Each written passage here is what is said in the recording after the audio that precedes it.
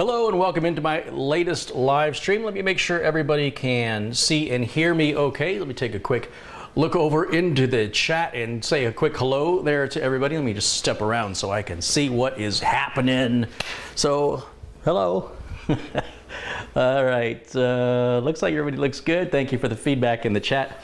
Sorry about the earlier intro. I had a unexpected Windows 10 update that wanted to apply, so I let the computer restart.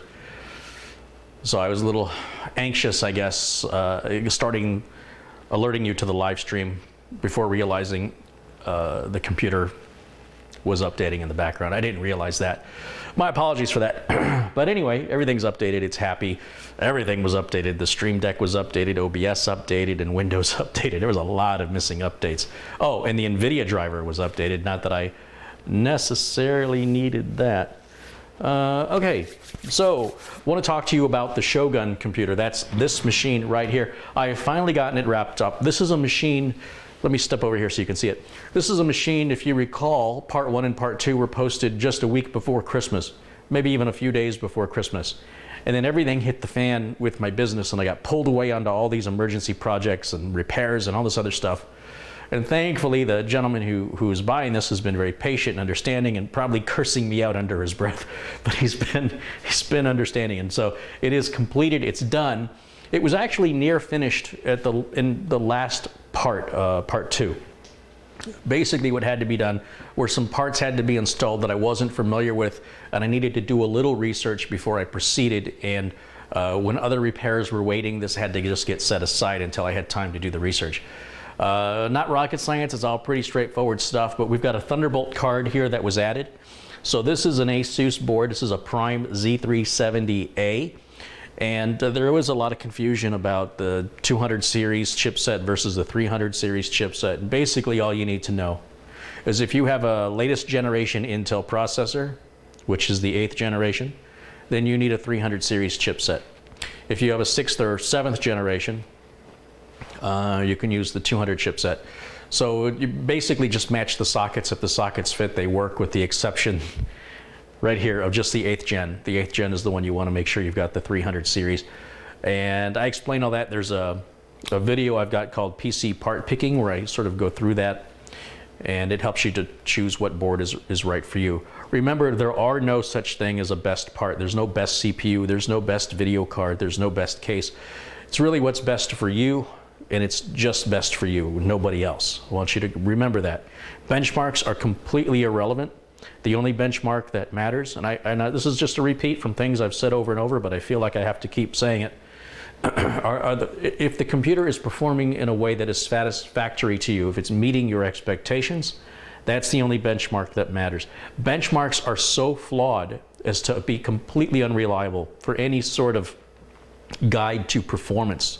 It's certainly, benchmarks don't relay reliability, nor do they relay customer support from manufacturers, and they very rarely have anything to do with money.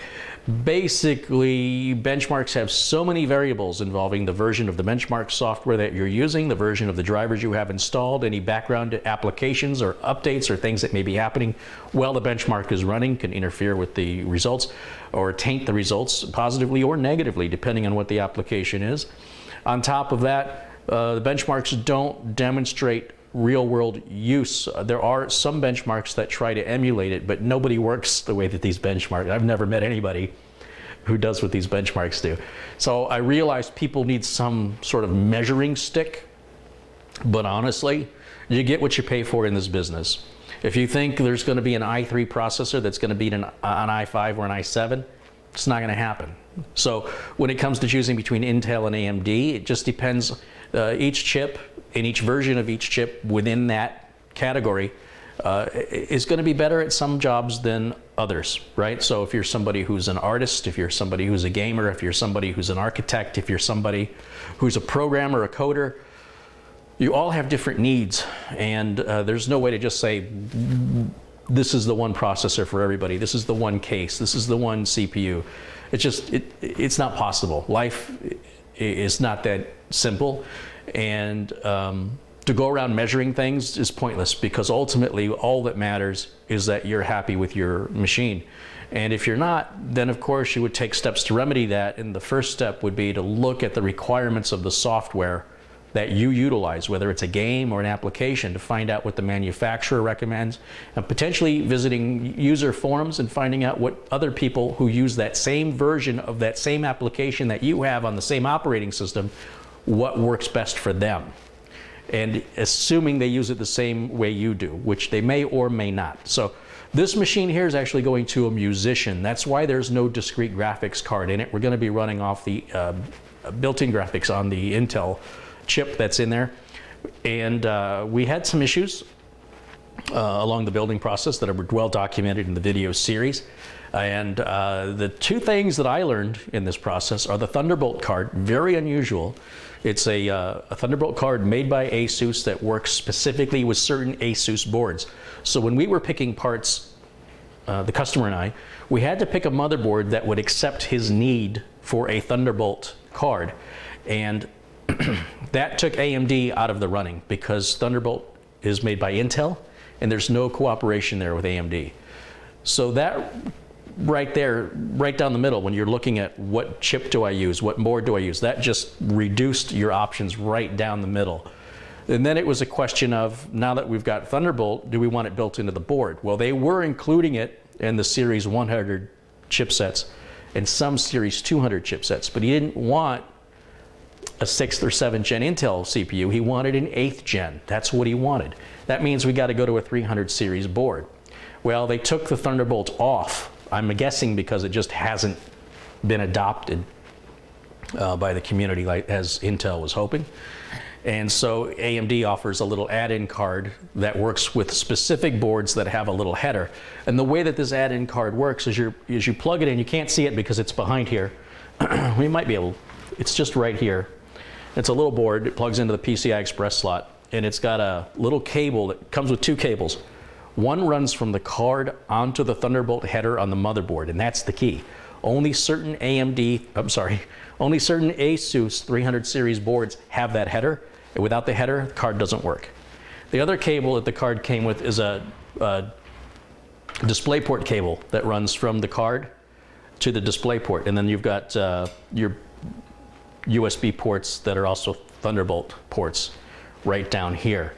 And the reason this customer needs it is he's going to be hooking up music equipment through the Thunderbolt interface because of the low latency and high bandwidth that Thunderbolt offers. Unfortunately, there's really no hardware that I'm aware of that utilizes Thunderbolt 3. So I believe this is a Thunderbolt 3 card. So he's got a Thunderbolt 2 to 3 adapter that he ordered. So all the equipment that he's got is all Thunderbolt 2. And of course, he's anxiously awaiting getting it because this is going to be his little music studio. Now for storage, we've got the 2 terabyte Samsung drive here. And then behind this heatsink, and you can see that in part 1, we've got the I think it's a 1 terabyte Evo M.2 NVMe drive. So it's a rocket ship of a computer. I've run it on a number of tests while I've had it running. And the liquid cooler, which is the Corsair, I think it's the 115i, is brilliant because it doesn't plug into a fan header on the motherboard. It plugs directly into the power supply. You always want your water pump to be running 100% at all times. And then what it does is it has a little one-wire cable that plugs into the CPU fan header that simulates telling the motherboard that the CPU fan is spinning. Some motherboards won't boot up if they don't detect the CPU fan to protect itself from overheating. So it's a great workaround. I actually prefer it because I don't have to worry about boards that have either an all-in-one header, which then doesn't get adjusted, like fans speed up and slow down, versus plugging into a CPU fan header and then having to go into the BIOS and disable controlling that CPU fan. And then if there's a BIOS update and it gets reset and you're not aware of it, it just creates headaches. You start getting BIOS errors about CPU fans missing and all kinds of fun stuff. So I do like the design of this. I wish that these pipes didn't cross over each other. It'd be nice if they flip the in and out. If we flipped it the other way, then the Corsair logo would be upside down and the cables would get in the way of the fan. So that I'm a little disappointed in, but it's a minor aesthetics issue, which is really just me being a perfectionist is all that is. So As a cooler, it was very easy to install. We've got the radiator up here, and again, I advise you to go back and watch part 1. And maybe by the time you're watching this, I will have assembled part 1, part 2, and part 3 into one big video, so you don't have to go back and forth. But for those of you that have been following the build, I wanted to show you the final end result. And this other thing I had to research was the RGB lighting, because this Shogun case, which is made by Bitfenix, includes RGB lighting around the solid state drives. There's lighting here and here. You'll see there's a little logo right here. It says Asus Aura compatible. So Aura, actually I don't think it says, yeah, it says Asus. Aura Sync, A-U-R-A Sync, is a way to use, to synchronize the RGB lighting on an Aura enabled motherboard. So this motherboard has LEDs, and you can control the colors of the LEDs using the Aura software that come with the motherboard. Now, this case has a little RGB controller right here, and you'll see it takes power. It's a regular Molex connector that goes on here from the power supply. And then there's a single wire that runs over here to a switch right up here on top, and that switch fluctuates different colors, right? So you can have red, green, blue, purple, orange, yellow, whatever. And then another press and it just cycles through them, and another press and they're off. That's it. Completely independent of what happens to be going on here, right? So if we tell the motherboard, set the lights to blue, and then we hit the switch until we reach blue, and everything's static, in other words, it's just on, it's not blinking, it's not pulsing, it's not breathing, nobody would know the difference. But because we have an Aura compatible motherboard with an Aura compatible case, there was another connector right here. And though that connector had to come off, and there's no power to this because we don't need this. We're not using it. This is redundant because we're going to use the lighting controller on the board. Now this board only has one header for RGB lighting. And if you're somebody who's really into RGB, you're going to want more than one header. Let me explain. The header is down along the bottom of the board. Again, you can't see it because this piece is in the way, but nothing locks it into place. So it'd be very easy for this little cable to fall right off in shipping, for example, or if the computer gets moved around, there's nothing that keeps it on. It doesn't even fit tightly. But what it does do is when I bring up the Aura software and I configure the lights for the motherboard, these lights match it exactly. That's fantastic. But what if you want more lights? Well, the folks over at Bitfenix, they make this lighting kit. And they make two different versions of it. They have a 30 centimeter string of lights here, LEDs, that you could plug onto your existing cable, right? Because the cable itself may have connectors for you to just connect right onto. And this is the back of it here. And if you don't have a Bitfenix case or you've run out of headers, you can buy a cable that's 60 centimeters, not 60 meters, 60 centimeters. Look like we just lost a connection. Hopefully I'm back. So let me repeat what I just said. The controller that comes with this cable kit, the 60 centimeter LED RGB cable kit, is the exact same controller in a different package as this right here. So you're going to provide it power, and it's going to have a button on it somewhere, I guess. As you can see, I haven't taken it out of the package, so you can cycle through the different colors and choose what you want to do. Obviously, if you have an Aura enabled motherboard, you don't need the controller. The motherboard will be your controller. And then if you want all your lights to synchronize and flash around in a circle, or if you want them all to just kind of color fade from one color to the next, they all move in synchronization, which is really, really cool. So let me just check what's going on in the chat. Yeah, people, everything looks good.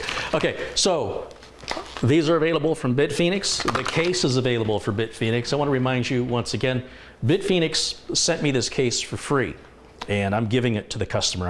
I don't make any money on this. It's a great opportunity for me to utilize something other than Corsair, save my customers some money, and potentially make me a loyal customer of a different brand I don't traditionally use. And I will tell you, this case has been a pleasure to work on. I don't like this right here. I don't understand. This looks like you can take it out and put a DVD drive in there. It doesn't come out. I don't know why that's there. That bugs me. I wish this was all smooth. This just seems like it's a cover or a door, and it's not. It's just a design on the front of the case. I think it's a bad design.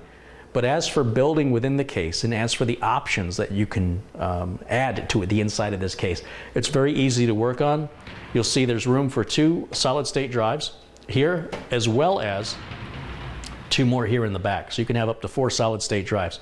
You've got 1, 2, 3, 4 areas. Oh, I'm sorry, 5, 6, right? 1, 2, 3, 4, 5, 6 for 3.5-inch hard drives, which is, I mean, how could you possibly need more than that? The other thing I was puzzled by were what these things were right here. I said, what the heck is this? I don't know how well you can pick that up on the camera. It's kind of foamy on one side, got some foam, and then there's this little plastic shelf. Well, that's actually Ingenious, not the company Ingenious. It's a support shelf for your graphics card to rest on, so the whole weight of it isn't sitting on the PCI Express socket of your motherboard. I think it's a great idea. I was puzzled at first. I didn't quite understand why they were there, but now that I understand it, I would love to see some kind of support structure to hold the back end of big graphics cards up like that. So that makes the Bitfenix case unique. Fitting the liquid all-in-one cooler, very simple on this case because it is so big. It's quite a bit larger than a 200R that you commonly see me use from Corsair. I would say the Corsair case is probably 3 inches or so shorter, but the specs for the case are all in the video notes below this video if you were interested in the measurements, depth, length, width, and overall, I would certainly not hesitate to recommend this case from Bitfenix. It's absolutely well-built, solid, and I'm not just saying that, I mean it. You know me, I wouldn't hold back. I don't owe them anything, they don't owe me anything, and all you can do is hope for the best, and in this case, it did really work out. Now, speaking of graphics cards, I'm gonna kind of walk over here for a second because I want to talk to you about graphics cards, because I've got one over here that's gonna be involved in a build I've got coming up. So this will be involved on Monday's build. This is a EVGA GeForce GTX 1080. This is the F for the win, I think. Yeah, the FTW 8 gig card. These are on Amazon right now for $729. That's, I think, $30 over MSRP. They're in stock, prime shipping, not a big deal. It's not the big graphics crisis everybody's made it out to be. I think what happens is they get spurts of inventory, and if you just happen to be shopping during a down spike, you can usually be auto-notified or set. There are numerous websites, for example, that'll monitor pages for you to let you know when there's an update. Other sites like Newegg have an auto-notify option to tell you when the part is back in stock. So you might pay a few dollars over MSRP for it, but you don't have to double the price or anything like some people have done. That's just those are people that are desperate. They need it right away, and so it's supply and demand. But know that they're available as I'm making the video right now, both at Newegg and at Amazon. Amazon right now has the cheaper price, but at Newegg, you could put yourself on an auto-notify list and maybe pay a little bit less when it gets back in stock. Depends on who the seller is. Remember, Amazon and Newegg have marketplace sellers, and the marketplace sellers are the ones that are going to charge you double and triple. Generally speaking, when you order direct from Newegg or Amazon, they might mark it up a little bit because they can, but they don't extort you like the marketplace sellers are known to do. So keep that in mind. And this video card is heavy. That thing must weigh like 6 pounds or 8 pounds.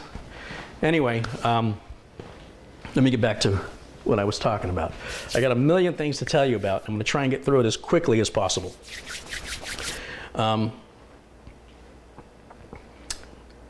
Let's see what we have here. Just looking through the comments, everything looks good. Okay, let me show you how fast this thing boots up. So remember, this SSD right here, this is just storage. So it's empty. It's just 2 terabytes of empty SSD storage. What we're going to be booting from is the internal M.2 that's hidden behind this heatsink right here. So let me plug it in. Let me make sure power supply is off. Kind of doing this in a backwards order because I'm in a hurry, but there's power. Let me grab my DVI cable here. Let's plug that into the DVI port on the motherboard. Remember, there's no discrete graphics on here. We're using the HD graphics. I think it's the 630 that's built into the Intel CPU. And again, for the purposes of how this computer is going to be used, it may actually be better for this customer to use the onboard graphics. When you're dealing with music, you want to be very aware of any sort of buzzing or electrical noise or interference in your audio. And the more items you add, like if we add a graphics card, for example, it may create a slight hum or buzz in the audio that he's doing. And we actually checked some of the independent sound cards, and the audio on this board is better than the vast majority of independent sound cards that are available for sale, until you reach a certain professional level where the cards it cost as much as the computer, and that's for, you know, extreme professional studio use. So my advice to the customer was, let's just use this as it is before you invest thousands of dollars in specialty sound software unless you need it. The only way he is going to know if it benefits him is to experience it. There's no forum he can read. There is nobody he can ask online. You understand? He just has to try it, and if he's not happy with it, then he can easily order whatever sound card he wants to order, plug it in, load the driver, and he's off to the races. So that's pretty much the process, and let's boot it up. Let's see how long this takes. I've got it all plugged in here. Up here on the top, I don't know how well you can see. If I tilt it down, maybe this will help. Let's bring it down. Oh, there we go. We've got a couple of USB ports. These are the 2.0s, 3.0s. This is the fan controller and reset switch. I'm sorry, not the fan controller. This is the RGB light controller, which is disabled. And then the reset switch, and then headphone and microphone jack that connect onto the motherboard. It's all pretty standard. Put this back on the Lazy Susan here. A lot of people ask what this turntable is called. It's not a turntable, but this is called a Lazy Susan, and there's always a link to the Lazy Susan. There should be in all my videos where the Lazy Susan's on display, because everybody always asks, what's that thing called? You know, in the 1970s, growing up, we used to have this, almost every American family had this in the center of the dining room table, and it contained the salt and the pepper and the sugar and the butter, and you would spin it around. Many Chinese food restaurants often have that to this day, where you have a meal that's meant to be shared by everybody around the table. They would put all the different dishes, and you would just spin it around rather than passing everything around to everybody. So it's nothing new. It's not a new invention. It's been around a very long time. I'm surprised there's a whole generation apparently that doesn't know what it is or what it's called, but I don't know how many of those people are in the United States and how much of that is a culture difference. So let me just plug a keyboard and mouse into this so we can get it fired up. I'm gonna just steal the keyboard and mouse from the streamer. Somebody is having a birthday. TSM says he's having a 64th birthday. Well, TSM, happy birthday to you. Happy 64th. Will you still need me? Will you still feed me when I'm 64? All right, let's get this powered on. Okay, we're on here. Let's grab a timer. Here we go.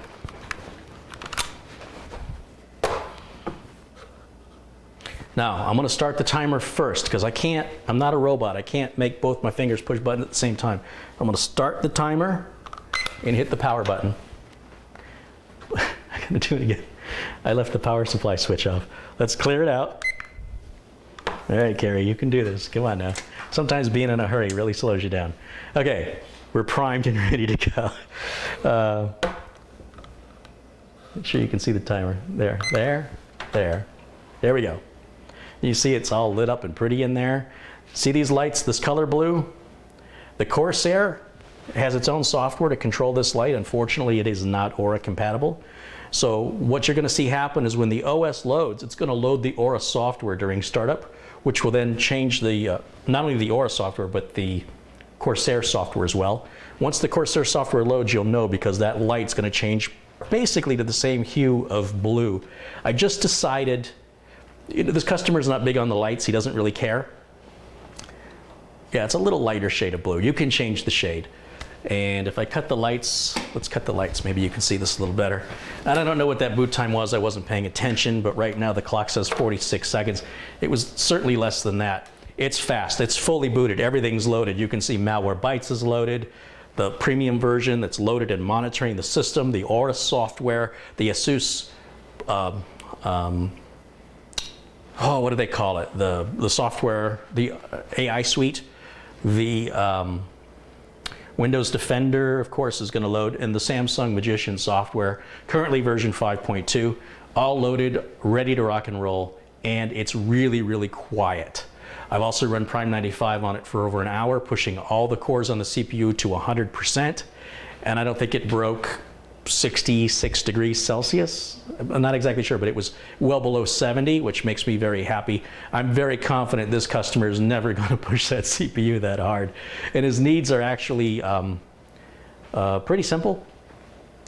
And this is sort of a present to himself. This will be the nicest computer he's ever had in his life. It's a treat for himself. And of course, I don't want to disappoint him. I want to make sure that, you know, when he gets this, he's going to be very happy with it. And I am just double checking and triple checking everything. I had a system come back to me because it had a bad RAM module. And when you deal with a lot of RAM, when you're dealing with 32 gigs or 64 gigs of RAM, it's easy to, especially when you see as few bad parts as I've seen, it's easy to assume the RAM's fine if the OS loads. And when you have 8 or 16 gigs of RAM, that's pretty much true. But when you exceed 16 gigs, when you go to 32 or 64, you're not even touching the RAM way up in the top when you're installing the OS. And this is exactly what happened. The RAM that was bad, I just assumed it was good because the OS installed, everything was happy. Customer ended up sending the machine back to me, which has never happened before. I ran memtest 86 and it immediately identified bad RAM. The first module I pulled out of the there were 8 modules. The first one I pulled was the bad one. Sent it back to the manufacturer. 7 days later, my replacement came. It cost me $3.50 in shipping. Plugged it in, system was fine, memtest. By the way, to test 64 gigs of RAM with memtest, it's gonna be a while. It's gonna take about 2 hours, and that's on an X99 system, super, super fast. And that's for one test, and memtest likes to do a standard 4 test. So each test has 13 intricate tests within it. The last test, number 13, that's the one that takes a long time, and that makes one set of tests, which I'm wrongfully calling one test. I don't know how to phrase it. Sort of a test and then subtests within that, and it does 4 of the major tests. It ran 8 or 10 hours, and it was great, and the customer is absolutely happy with it. And I was a little embarrassed that that got by me, to be honest.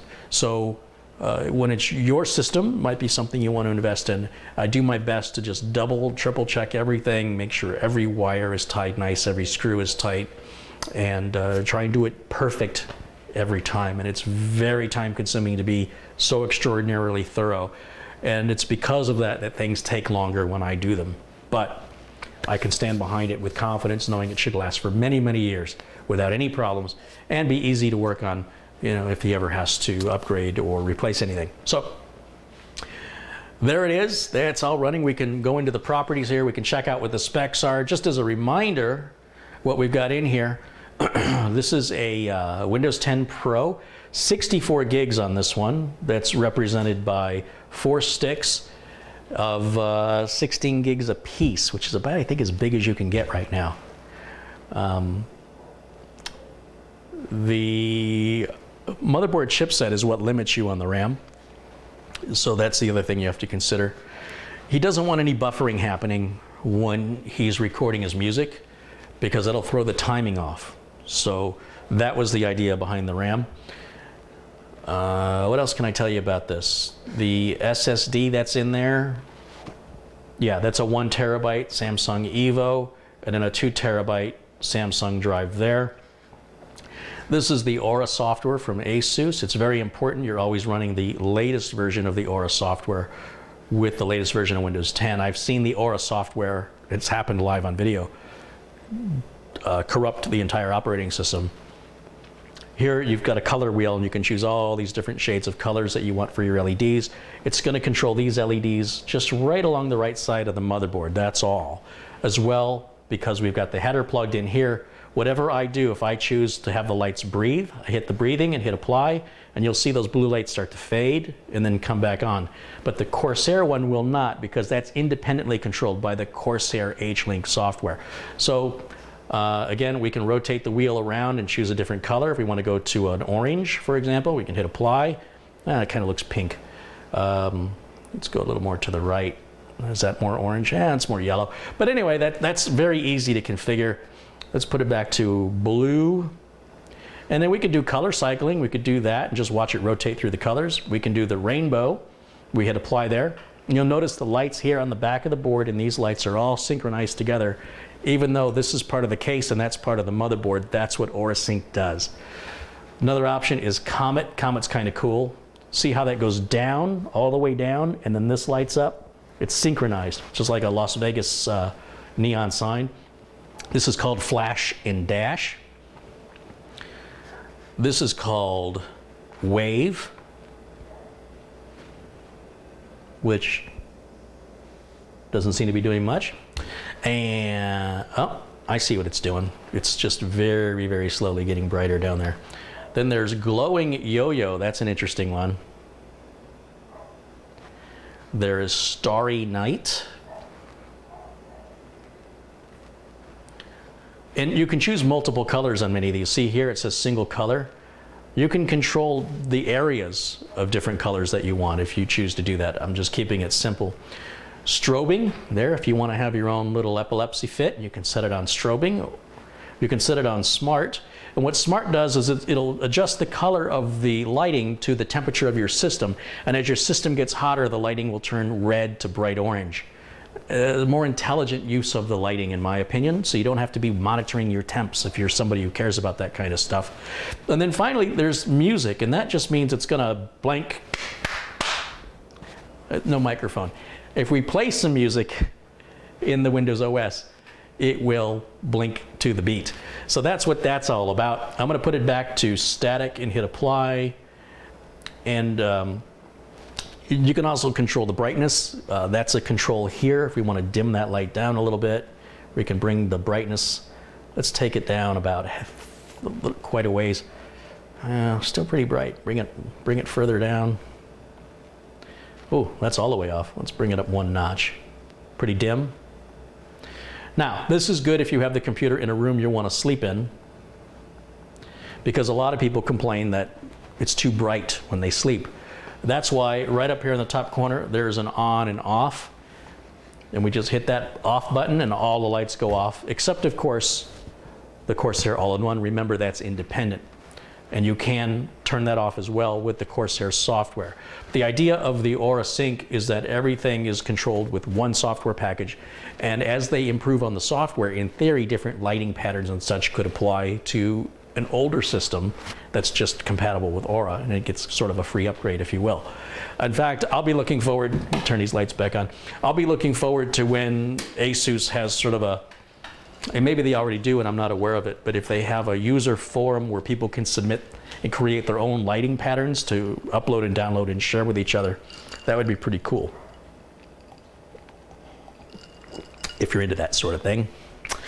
Alrighty, now, it's time to put the panels back on, so let's go ahead and shut her off.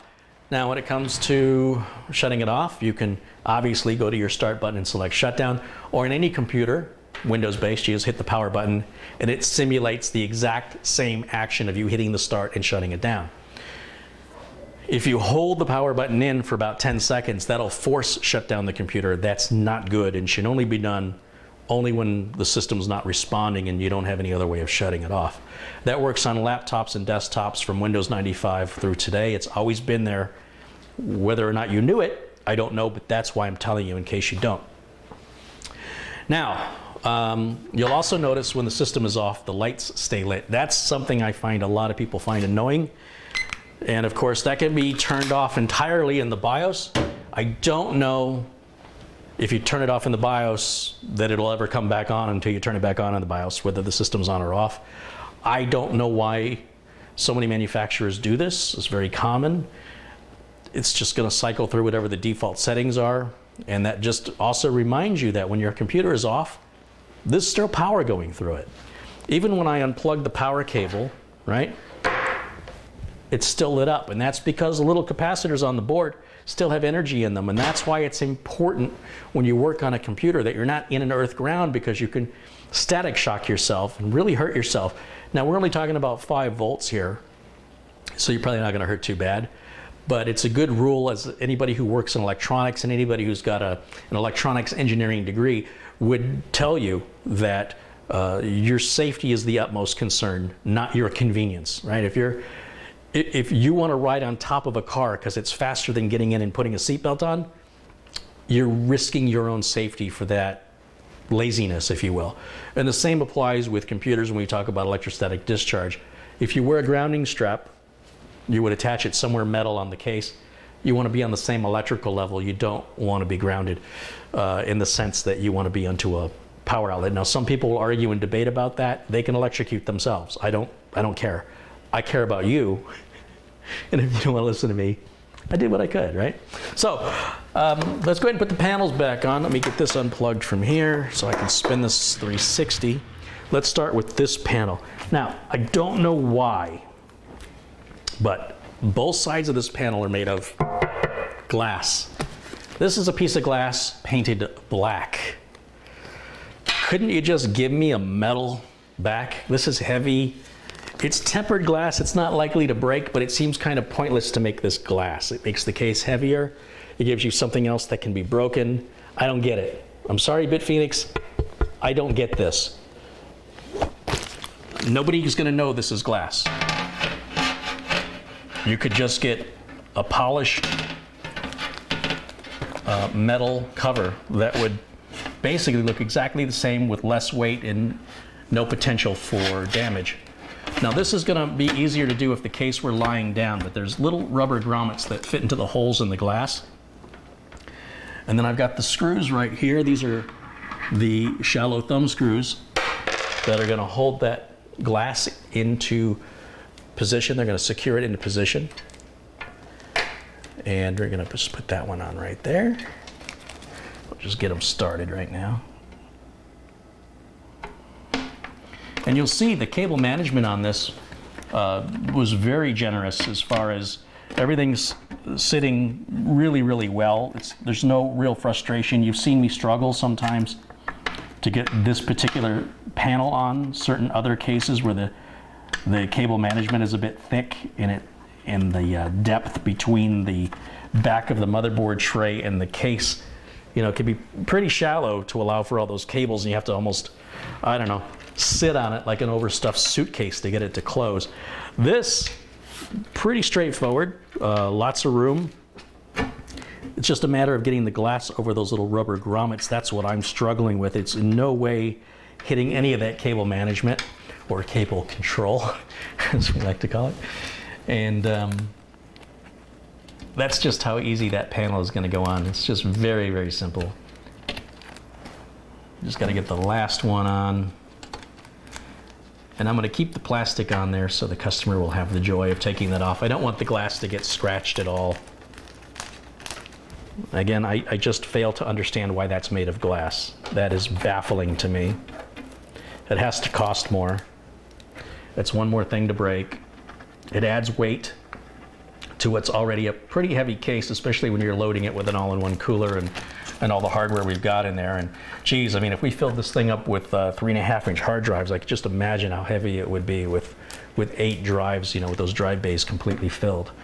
But that's the one panel there. And then the other panel, this one I get, okay? This one makes sense to make this out of glass, so you can show off your RGB lighting, and you can really show off your SSD. And it is not cut straight, so this only goes on one way, and I just have to figure out which way that is. I think it's this way. No, it's definitely not that way. Maybe this way.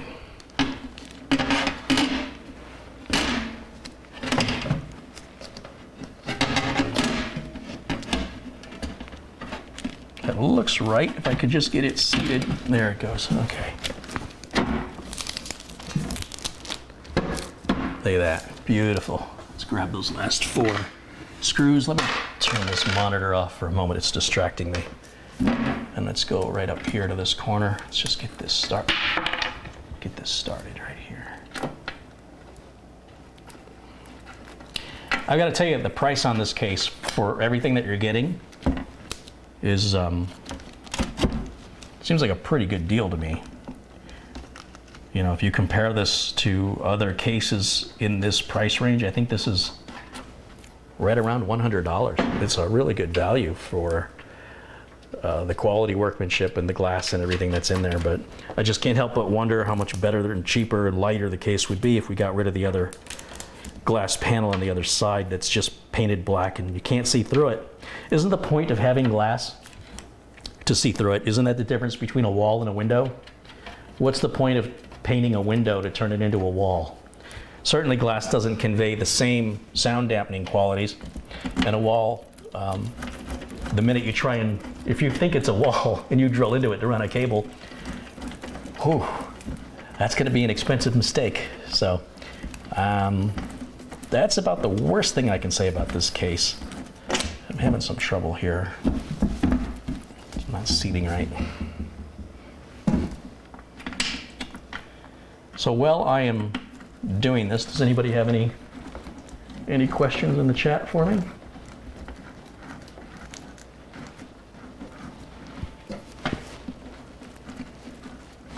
Well, maybe having a little issue here. This one does not want to go in for some reason. What am I missing? Might not be all the way in. The glass has to seat. There's a hole in the glass. It has to seat around this rubber grommet, and if it's not completely seated, it won't sit flush. And these screws, if I show you, they're very shallow. They're not very long. So there doesn't take much if the depth of this gets in the way. So what I'm going to do, I want to just, this plastic that's kind of gotten under the glass, it may be something that simple that's preventing it from sitting flush. So let me just pull that out of there. Or it's possible I'm hitting the back of the plastic with the screw and it's not allowing it to be threaded.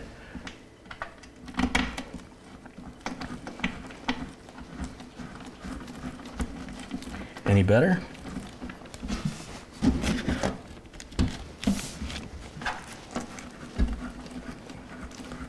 It is not any better. It's still just spinning. It's not biting into the thread. So I just want to take a look to make sure that something hasn't dropped out or been out of its position, if you will. I'm not quite sure. I haven't really looked at these rubber grommets closely. Oh, that's interesting. There appears to be little rubber washers, and it looks like 2 are missing. I see this little rubber washer right here. That's what it looks like, and it looks like they may have fallen off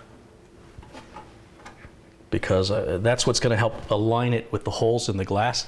But I've got all the spare parts here in the motherboard box, as I always tout and recommend. And ideally, those little rubber washers are going to be in here.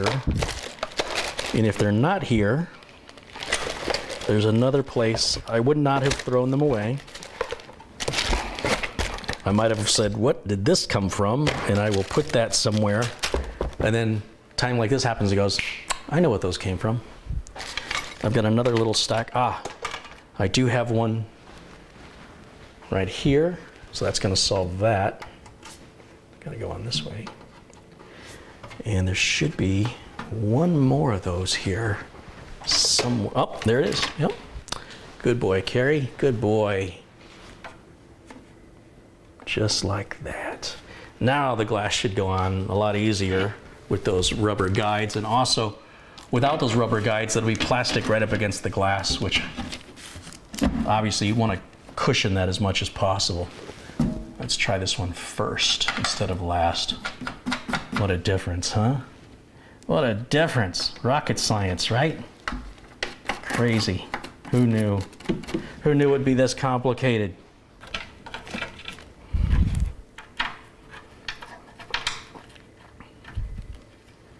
Yeah, my guess is they had come off at some point and I didn't know where they came from. And so what I did is I just put them aside and figured it'll be obvious eventually. Today was eventually. There we go. After you put your case back together, get a little rub in the plastic there. It's not in the glass, is it? Not much I can do about it if it is. I don't think. Yeah, it's not part of the glass. Okay, let me plug it back in. Let's give it some juice and give it the monitor. And we're gonna turn the switch back on. Make sure the monitor is on. And we're gonna hit the power button. And of course this plastic's gonna be removed. The customer's gonna take that off. So you gotta use your imagination a little bit and get me the heck out of the way so you can see. And then you can see the boot time once again back to Windows 10 Pro. The Seasonic power supplies have really come down in price. I'm starting to recommend them again. They still have power supplies that, in my opinion, are far too expensive for what you get. But they have some power supplies now that are competing in the budget line.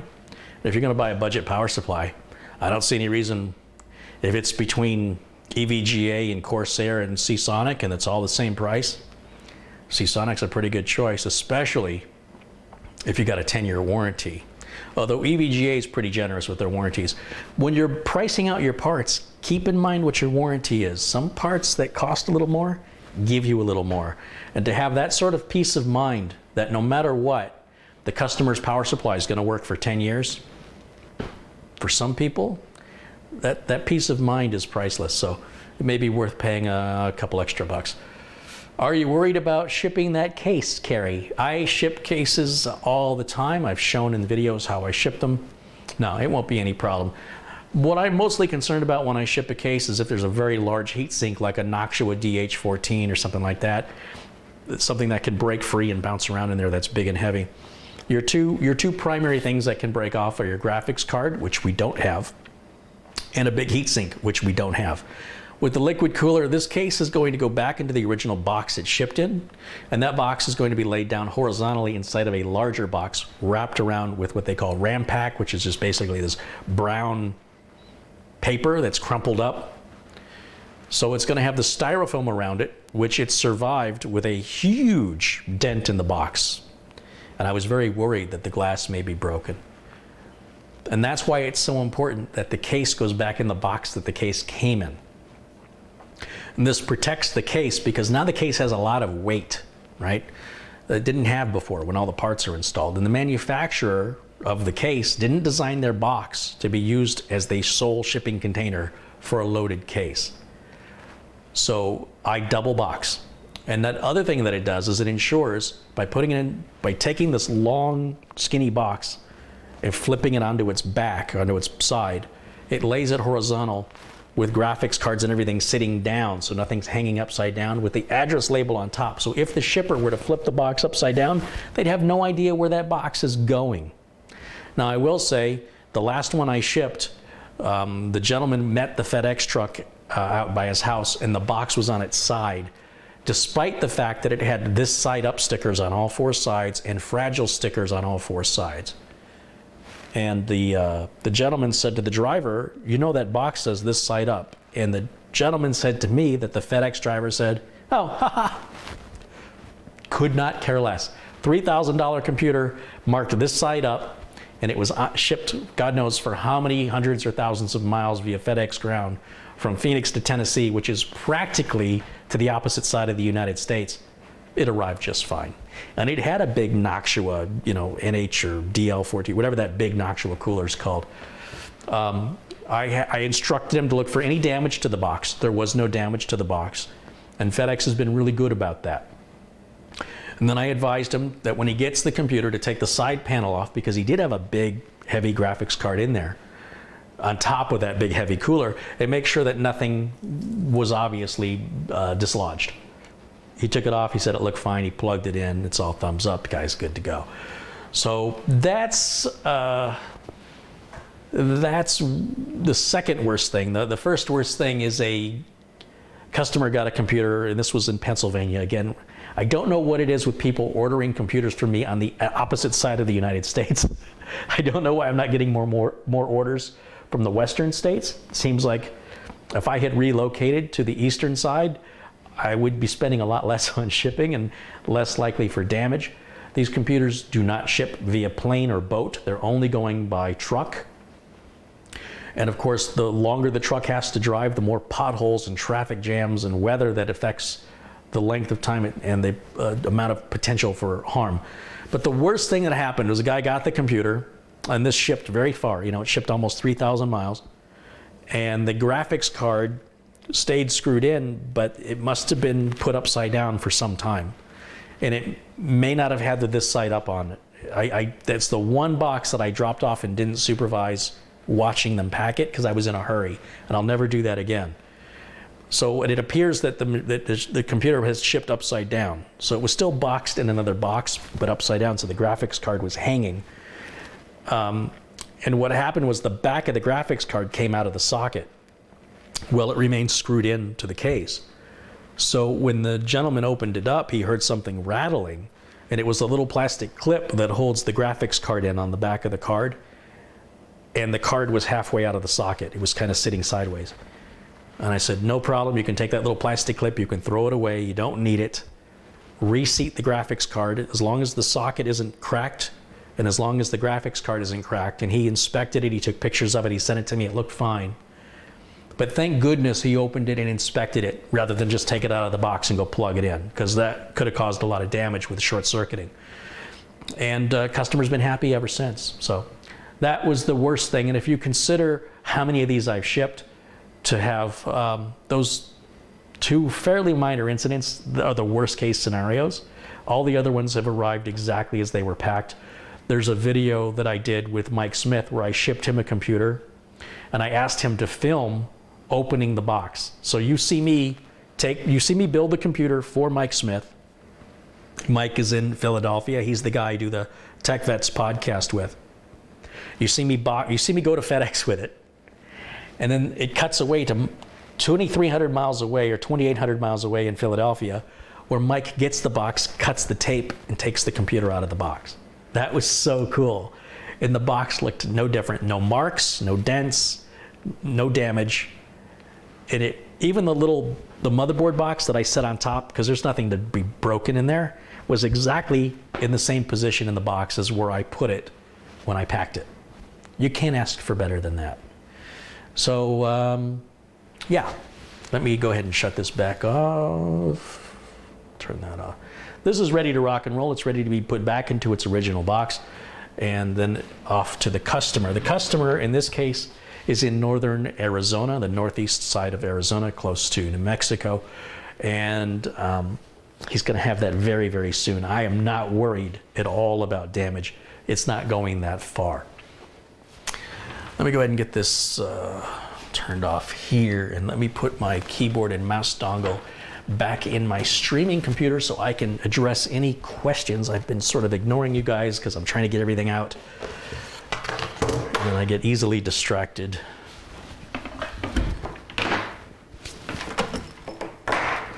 Okay. Questions? Anybody have questions? See what I've missed.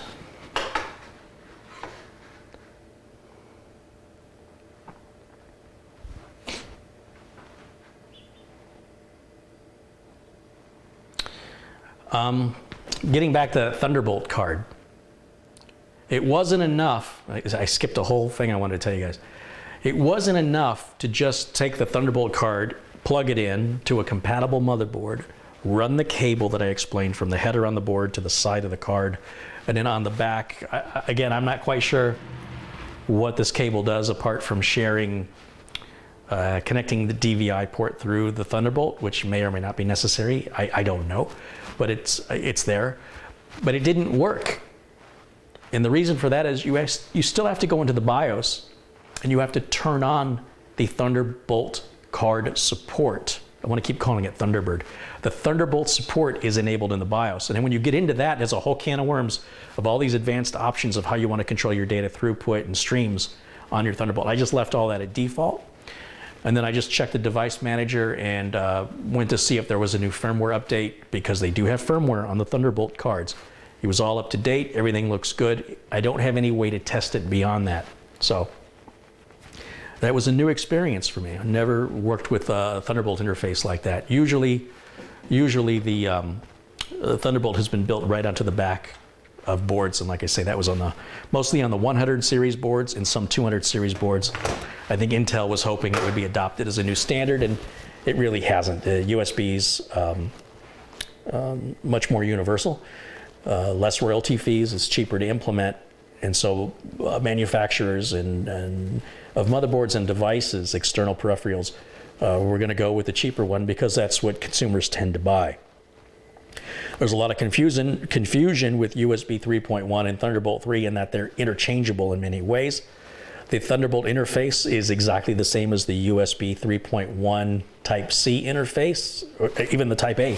You see it's got a Type-C and a Type-A interface right here on the back of the card, which looks like USB, doesn't it? It's because it is USB. But with the Thunderbolt support, it's faster, and you can chain, I think, up to 6 Thunderbolt devices at super high speed, much faster than USB, and it also works as USB at the slower USB 3.1 speeds, which aren't that slow when you compare it to USB 3 or 2 or 1.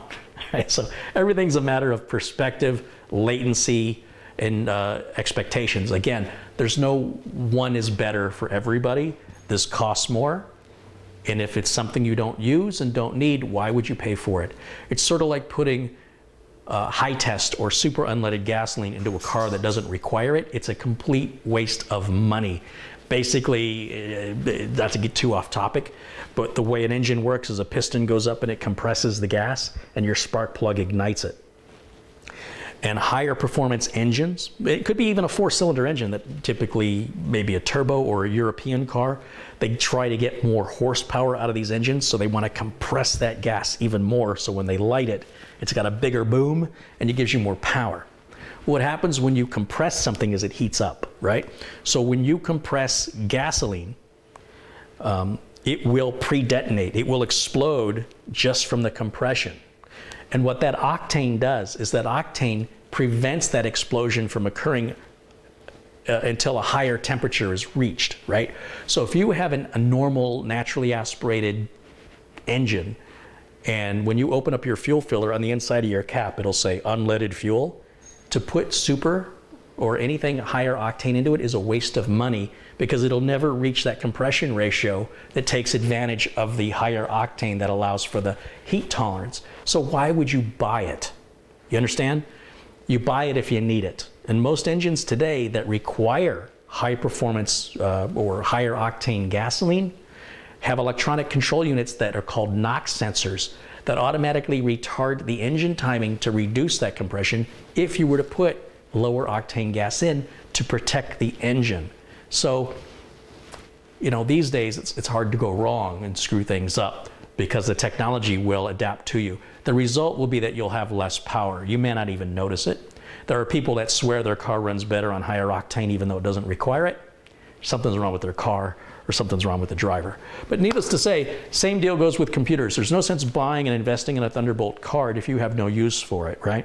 Because this guy is doing something very unique in the sense that not everybody that contacts me wants to be a musician and have a studio. This is a very unique need. Not differently than the guy who contacted me who's a musician for Hollywood, right? You remember the dual build I did with the master and slave digital audio workstations? A very specific need. There was a judge that contacted me out of California, wanted a computer that he uses for court cases and things like that. And there was a lot of comments in the chat room about, you know, the judge must play games to have that graphics card. The judge doesn't play any games. The judge, I promise you, does not play games, but he needs that higher performance, or he at least believes he does, to look at the photos and documents and things that he needs to look at very, very quickly. And whether or not he needed it, he wanted it, and that's what he got. So let me just take a look here in the chat and see what I've been missing. There's some questions about the little badges that I have, the inspired by badges. Let me grab one real quick because some of you may not be familiar with them. A couple of years ago, I had these little metal plaques made up, and just as a, I wasn't really making any money on them. I just wanted to share something with the audience, with my viewers, the people that enjoy the content I create. I wanted to give them a way to express themselves, to show their support. And it's sort of a branding thing, right? Maybe a friend will come over and go, what's that, who is that? And they'll introduce them to me, and maybe I get a new fan, right? So I got a bunch more of these made. And it's a little aluminum badge. Basically it's a go faster sticker. And it's got my autograph, and it says that the build was, and if I can hold it still, you'll be able to read it. Probably I should take it out of the plastic carry. I had two different designs. I had a rectangular one and a square one, and nobody seems to want the rectangular ones, so I just got the square ones. That's what they look like. They're engraved. They're metal. They're not plastic. They're not nylon. They're metal. They got a double-sided sticky tape on the back, and then you can, put it up on your computer or stick it to your forehead. And it's just a neat way to show your support. I'm going to be making a separate video if you want to order one of these. I have a limited number of them. As always, I don't have a big budget to go and invest in buying 1,000 of these. They cost me over $2 a piece to make them. And I don't know how many I would have to make to get the price down. But then when people want to order them in other countries, it's $1 for the stamp. So my cost, minus the envelope, minus my time, I'm already in at $3, right? If it's being shipped internationally. In fact, that price may have gone up over the last couple of years. So I've got about 200 of these to sell, and when they're gone, once again, they'll be gone for a while, unless there's such a demand that would justify another order of at least 100. If there's not enough to justify at least 100 more, I'll just wait. I prefer to, I would prefer that I was in a GPU situation where my supply was not as great as the demand. But in any event, they're exactly the same. They're made by the same manufacturer. They cost me the same amount of money as they did. And the guy who does this does great work. And basically the way this is going to work, I've been sort of debating on what a fair price would be for these. It's not about selling you the badge. I want to be very clear on this. I really don't want to make this about selling merch. What I want to do is encourage you to contribute to the channel financially. And in return for that, as a thank you, I will send you a badge, right? So I think $20 it will leave enough profit for me to invest my time and to make all this worthwhile. So if people want to contribute a minimum of $20, you will get one of these in return. I'm going to tell you here how to do this, but I am going to make a separate video on it. But for right now, I want to make a disclaimer that this video may be up for many years. All right, so today is March, 29th, 2018. These will probably be gone by, I'm going to guess, May. I don't know. So if you're watching this after May of 2018, these probably are no longer available. You can always ask a question in the comment section if they're available. And I will have a separate video again that will demonstrate how to order them.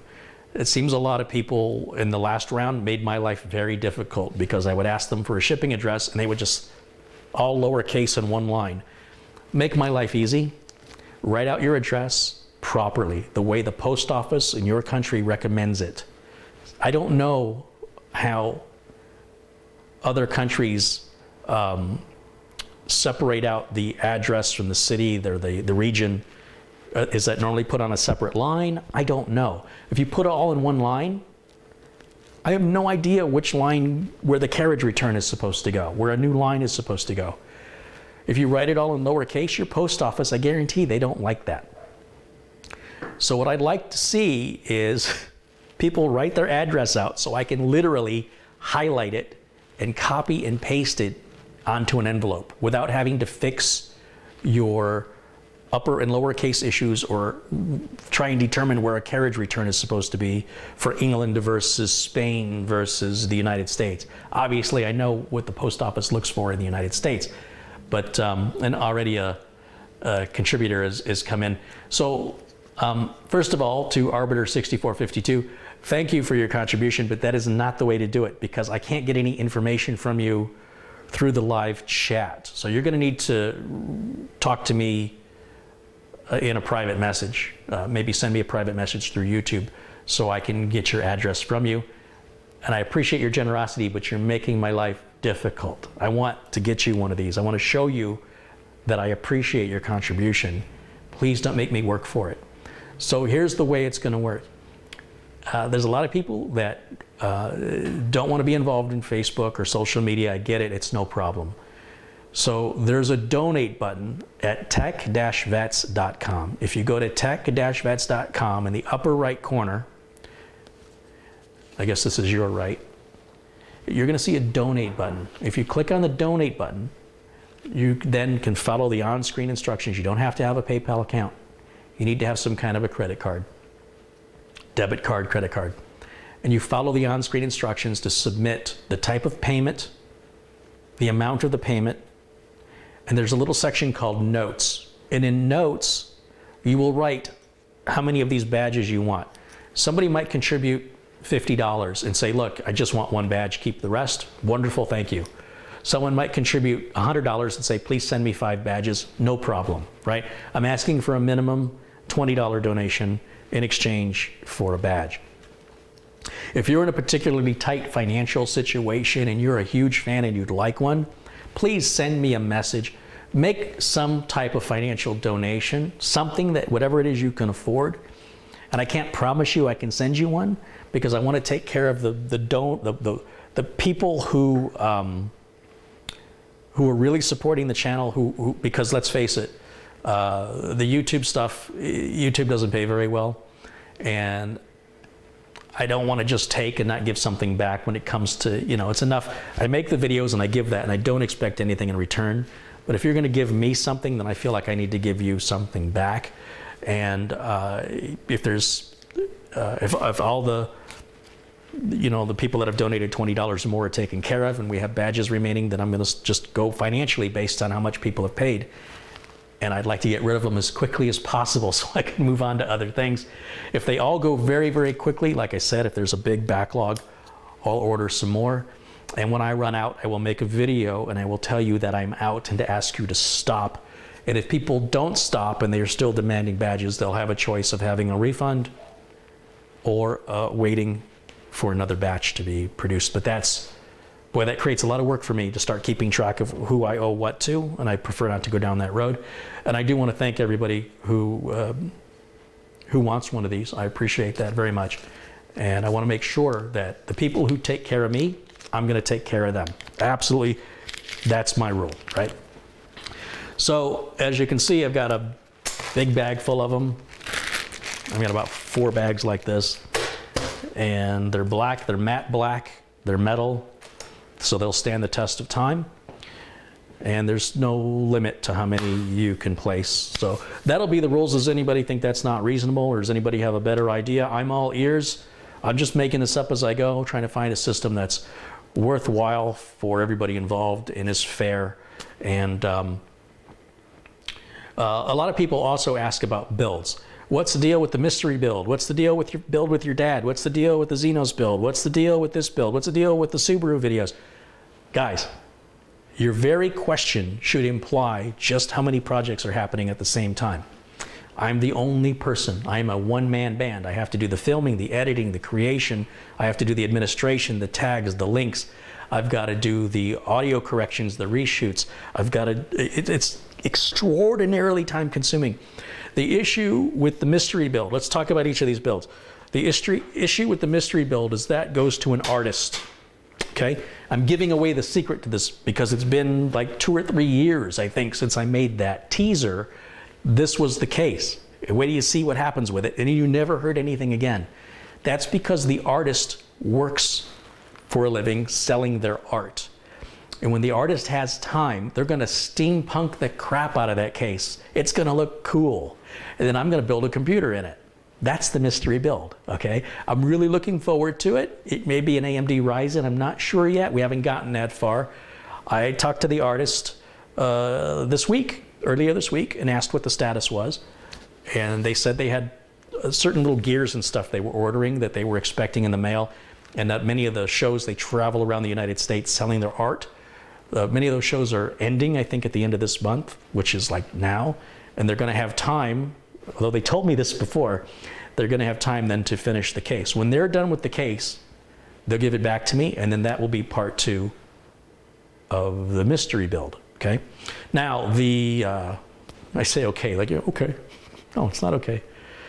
The build with my dad, when it got into the wiring, despite having 2 cameras, I had a fixed position camera like this and one in my hand, and the sun was going down, it was getting dark, and we were both standing with our backs with the computer here, and that shot coming from that camera is useless, but the audio I have to use from that camera.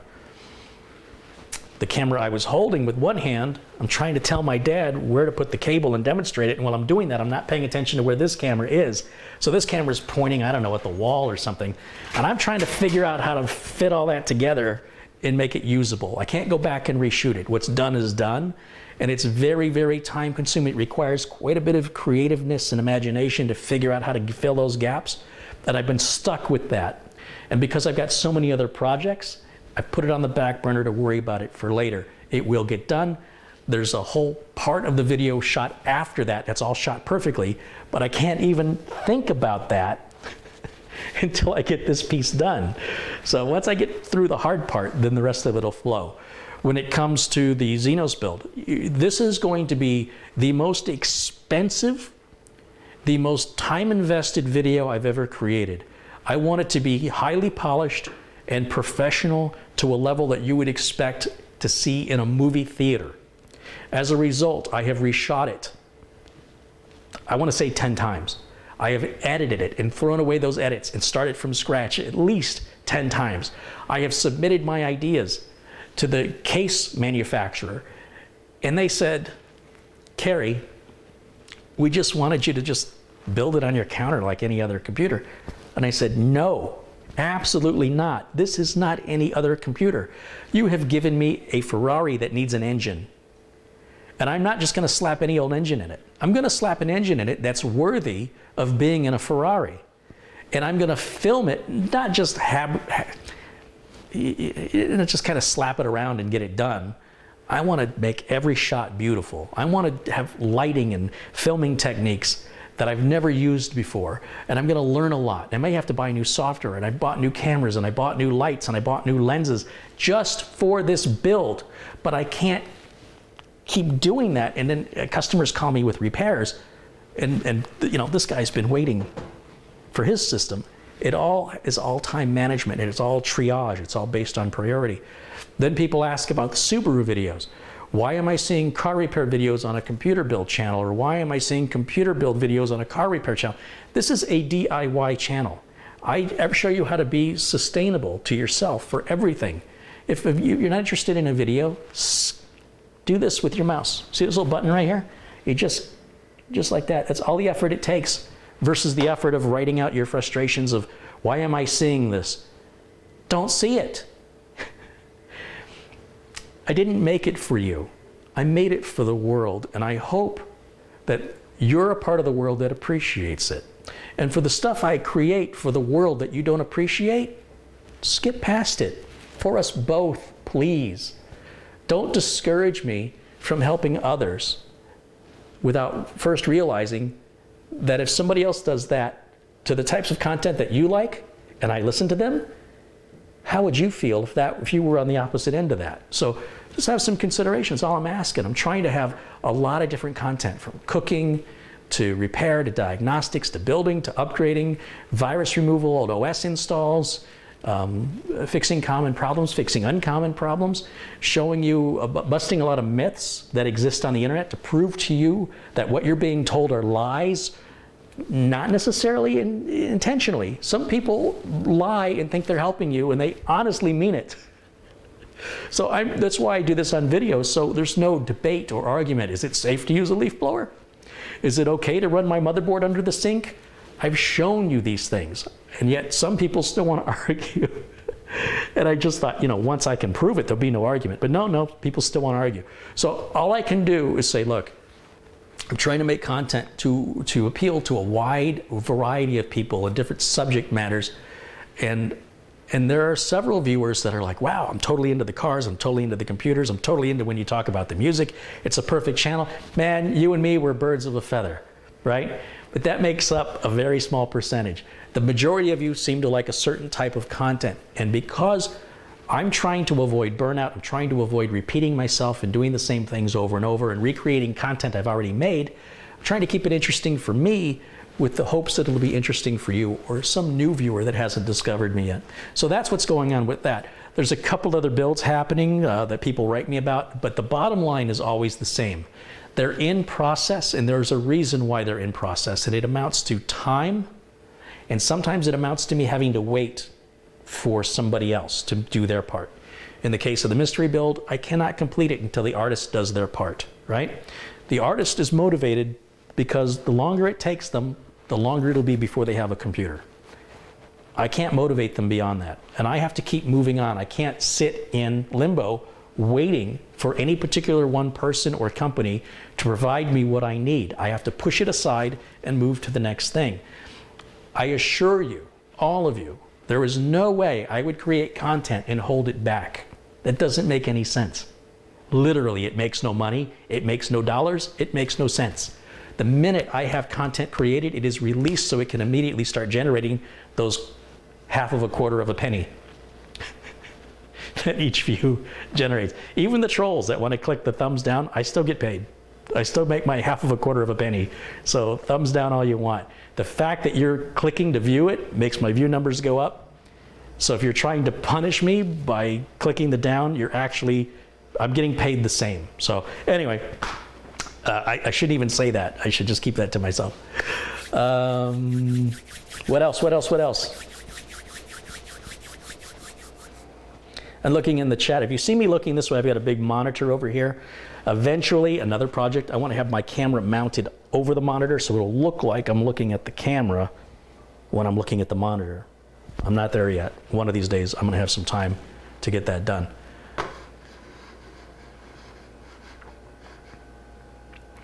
All right, let me just see what I've missed here.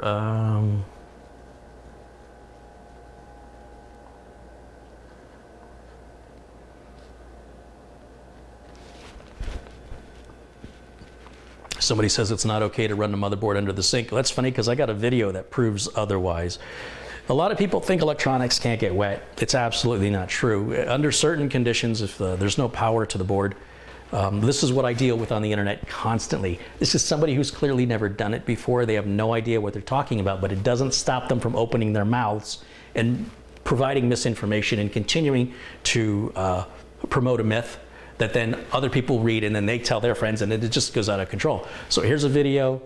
It's myth busting. It's in my video library. Watch it, educate yourself. If you don't believe it, try it yourself. If you've tried it yourself and failed, video that and show it to me, and I'll show you what you did wrong, because it's absolutely safe. There's been computers that have come in so covered in tobacco smoke from smokers, they have literally been washed in a sink with a brush and scrubbed. But every part of the board, as far as the battery's been removed, the board was completely dried. The board doesn't care if it's wet or dry if there's no power to it any more than any other material item, right? It's not a piece of cloth. It doesn't soak up water like a sponge. It's a hard piece of circuitry. You know, it doesn't absorb water. water does rest on it until it dries. And as long as water is on there, the impurities in the water can cause a short circuit when it gets powered on. As long as the board has no power to it when water is applied, and as long as it's completely dried 100%, and here in Arizona, if you leave the board out for a day in 100-degree weather, it'll be dry in a couple hours. And then you can just put the battery back in and plug everything back in, and it looks like brand new and it works beautifully. There's no side effects, there's no damage, and it's just preposterous that people think this computer stuff is fragile. It is not fragile. It never has been. If you ever watch a documentary on Steve Wozniak, the inventor, co-inventor of the Apple computer, there's one that really strikes me where he's got a classic Apple I in a wooden box. And this is a relic. And he just grabs it with one hand and tucks it under his arm and slaps it on the desk. And you know why he does that? Because he's smart. He's an engineer. He made it. He knows that slapping it down on the counter, holding it sideways, grabbing it with one hand, has no impact, negatively or positively, in any way, shape, or form to the reliability of that machine. And I got a lot of respect for the Woz. I think despite the fact that I'm not an Apple fanboy, in fact, quite the opposite, I certainly appreciate genius when I see it. And Woz is a whole nother level when it comes to engineering and creative imagination and putting that into reality. There's few people in modern day that compare with this man. So if it's okay with Woz to grab a board and slap it around, and he created it and he knows it's okay with me. It should be okay with you, in my opinion. So what else we got in the chat? Let's go through.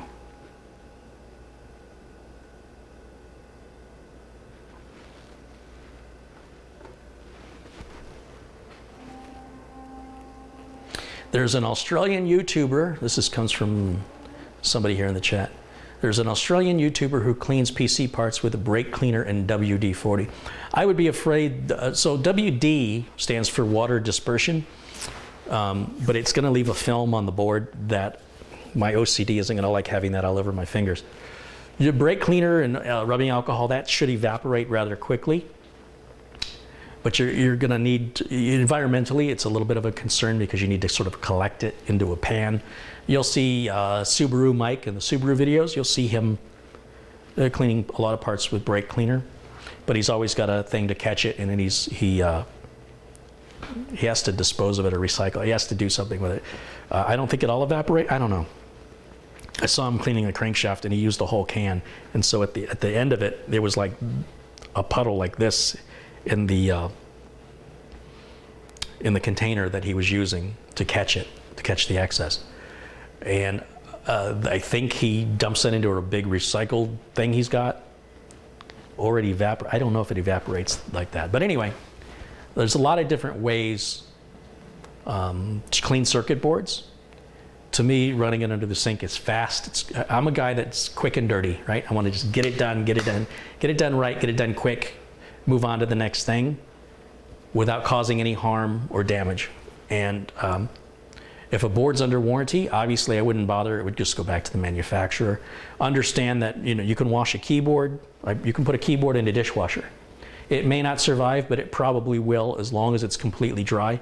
And of course, there are dishwasher-proof keyboards that are intended to be washed, because a keyboard's one of the dirtiest things in an office. Next to a telephone, the keyboard and the mouse are covered in, you don't want to know what. You honestly, believe me, you don't want to know. So they now have antimicrobial keyboards. I've done a video on that where I'm pouring Coca-Cola right into the keyboard.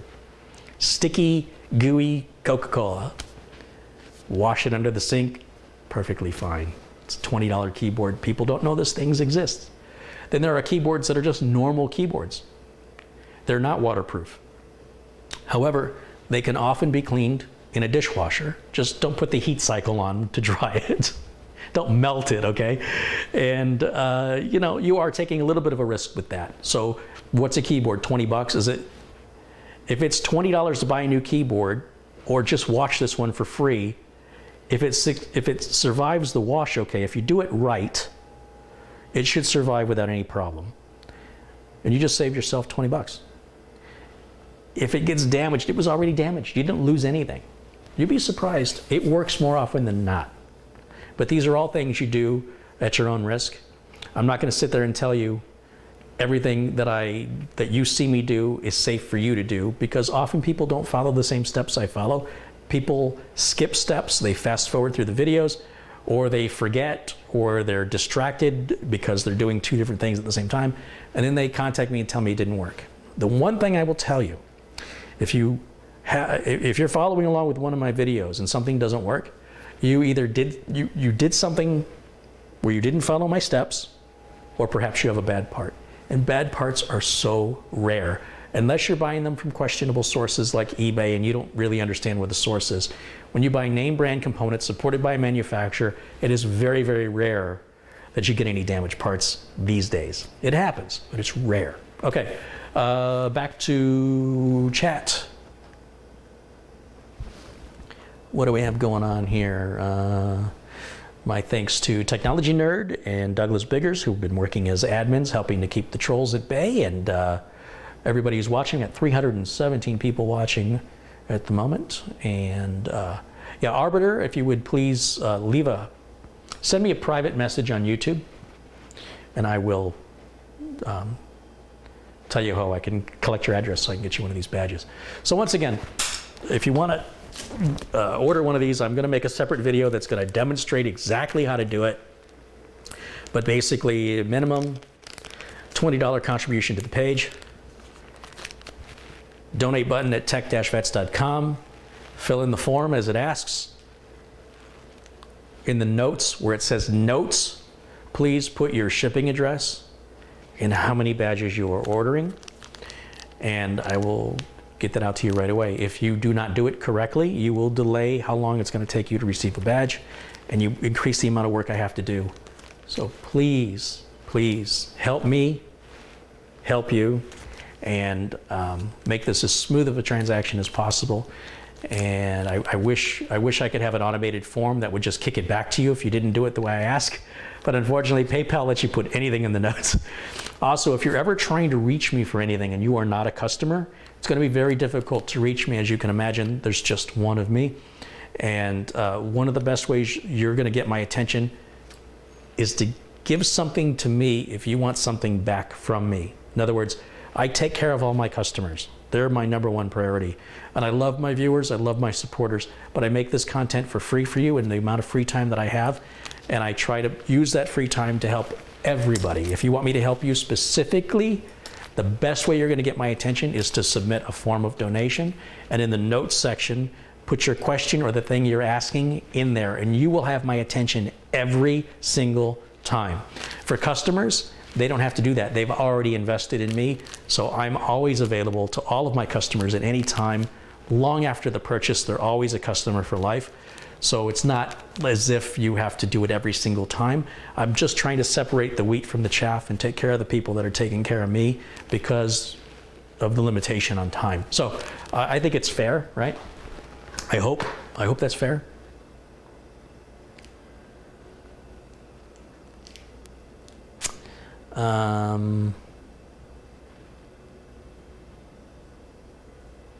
What new equipment for this website do you plan to buy with those $20 donations? It's a fair question. I actually have a big investment in numerous new camera equipment that I've got on a credit card, and I'd like to pay it off. I think I've shown you some of this stuff before. My latest addition I've got here in the back room, which is the Canon G40. I'm not shooting with it today. I've been using this primarily with the Subaru mic. I actually have a whole different set of camera equipment that I use for shooting the car videos because I can't mic up mic. I can't put a microphone on Subaru mic, so I can't mic. So I have this Rode boom mic here, and then it doesn't fit on the camera without an adapter, and then it doesn't use any of the batteries that I had. So I had to buy separate batteries for this, and then I bought separate lenses for it as well, and I bought more memory cards for it. And so this is a $1,200 camera, just this camera alone. And I'm not using it in these videos yet. My intent is to move away from the camera I've got now, but because this microphone system that I've got is starting to age. This is a $500 Sony microphone and makes the audio just beautiful. However, what's happening, this little microphone cable from Sony is $130 just for this microphone cable. I'm not going to spend $130 for a microphone cable. I'm not doing it. It's just, the manufacturer of this probably costs $2.50. So I'm going to buy a new one. They don't make this model anymore. I'm not willing to drop another $500 into it. I've got an investment in rechargeable batteries and battery chargers, and needless to say, you guys have helped out with some equipment, such as the what's this thing called? Manfrotto or whatever it is, the tripod head, which made my life so much easier. That was a bit more of a straightforward transfer, right? Where somebody just said, here's the money, and I said, great, here's the part, this is how I used your money. I get that. Basically, all the money that gets contributed goes into the channel. It's very difficult for me, unless I'm working on a specific project, to isolate where your specific $20 went. And ultimately, I would hope that's not really what we're trying to do here. When you send money to the public broadcast system, if you contribute to any organization such as that, they don't specify which television show that's going to finance. It's just going to finance the studio. I'm not taking any trips to Europe. I'm not making a lot of money on YouTube. These videos all cost me more money to make, with few exceptions, than they have earned. And so this is just a way for you to show that if you have benefited, if you've been inspired, if you've been able to build a computer, if you've learned something, and you want to return to me a sense of gratitude or appreciation to encourage me and show your appreciation, this is a way that you can do that. If you're going to condition your donation based on qualifying how I'm going to spend your donation, please don't donate. When I educate people for free, I don't ask them what they do with the education. I don't ask them if they used it. I don't ask them if they abused it. I don't ask. I just go, look, I'm putting this out there for you. I ask for nothing in return. And many times people say, thank you so much for creating this experience for me I wouldn't have had without you. And if I would have gone to a college course to learn this, it would have taken 6 months, and $80 a credit hour or whatever it is, it would have cost me that plus the books. You did it all faster, at my leisure, and here's a little something to say thanks.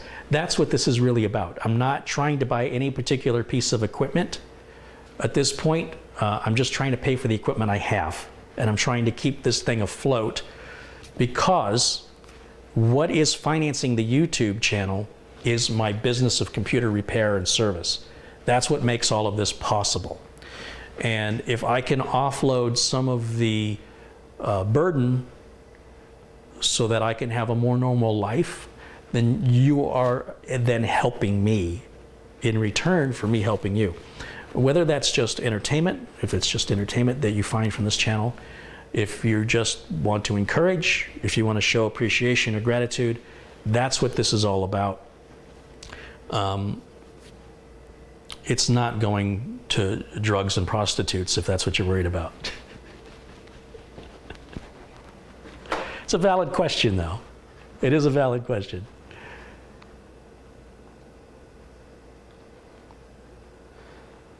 Someone says they don't see the Coca-Cola bottle. Well, the Coca-Cola bottle is not back there because the tower's blocking, but I got my Coke right here. I forgot about it.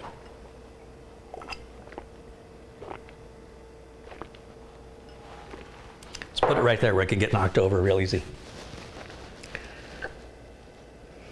Let's look through the comments. Yeah, I got to pay off Stormy Daniels, guys. Come on. Sure. You think I'm a guy that pays for that? Come on.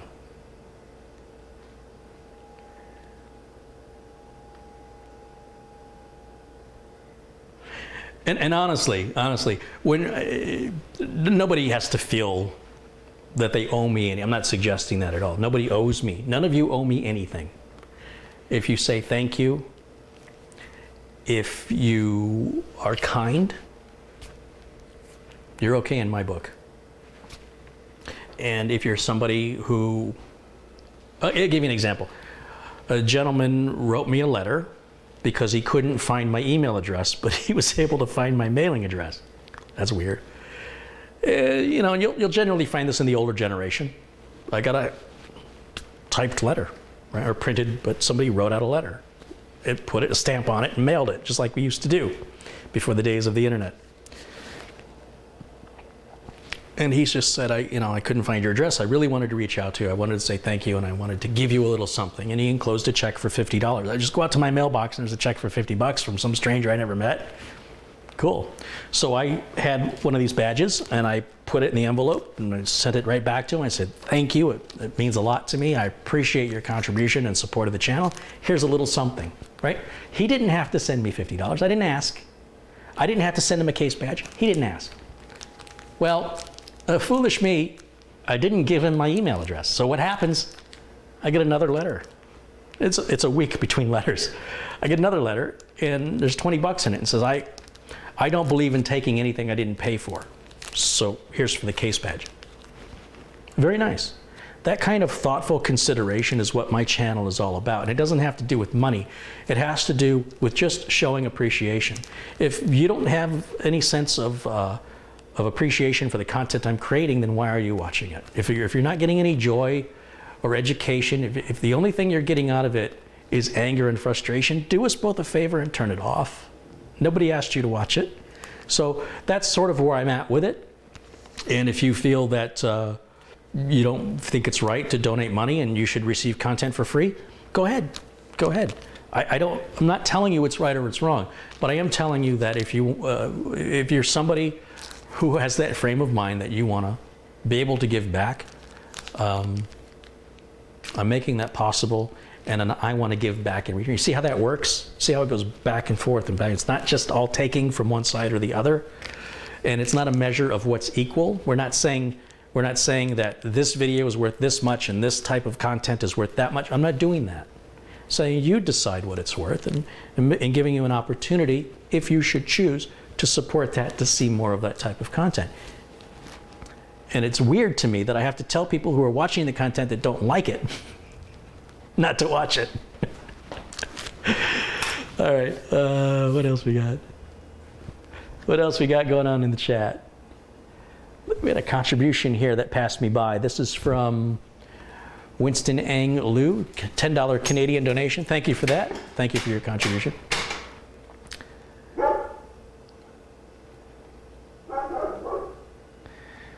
Where's the rest of the Forester XT build? I didn't get to that, did I? So on the Subaru side of things, we have this huge, believe me, it's going to be huge, project where we take an engine out of a Subaru Forester, which is a project all on its own. We tear the engine down, which is a project all on its own. Rebuild the engine from parts back into a motor again. A complete project all on its own, and then we put that motor back in the car and hook it all back up, air conditioning, steering, everything, all hooked back up, and drive the car off. That is probably after it's edited, it's about a 10-hour video. Now the project has been filmed. The filming is done, right? I wish there was a way you guys could visit Hollywood and see the way films are made and how many thousands of people are involved in it, to understand the massive undertaking this is for one guy to do. Now it's, at least I have Subaru Mike being the on-camera guy, right? So that's one less job I got to worry about. And by me moving around with the camera, I can zoom in on things without having to do it later in editing. So that saves me editing time. But the problem is we have a lot of interruptions. Phones ring, customers show up, the neighbors in the surrounding shops start making noise, helicopters fly by, trains go by, ambulances go by, and we have to reshoot. Most of the time we go through it. We just shoot on top of it because it's background noise, but sometimes it's so loud, we don't have a choice. And as a result, I end up with the Subaru folder that involves this Forester XT, complete engine removal, rebuild, and reinstall, is over 100 gigabytes, over 100 gigabytes of raw video files. Now, I want you to imagine this. want you to imagine that you've got 4 hours of footage from one camera, and you've got 4 hours of the exact same footage from a different angle from another camera, and you have to synchronize the audio with the video. You have to pick which camera has the best audio, right? So in this case, this is our master audio camera.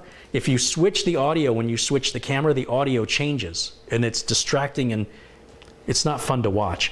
So you have to keep the audio on one master camera.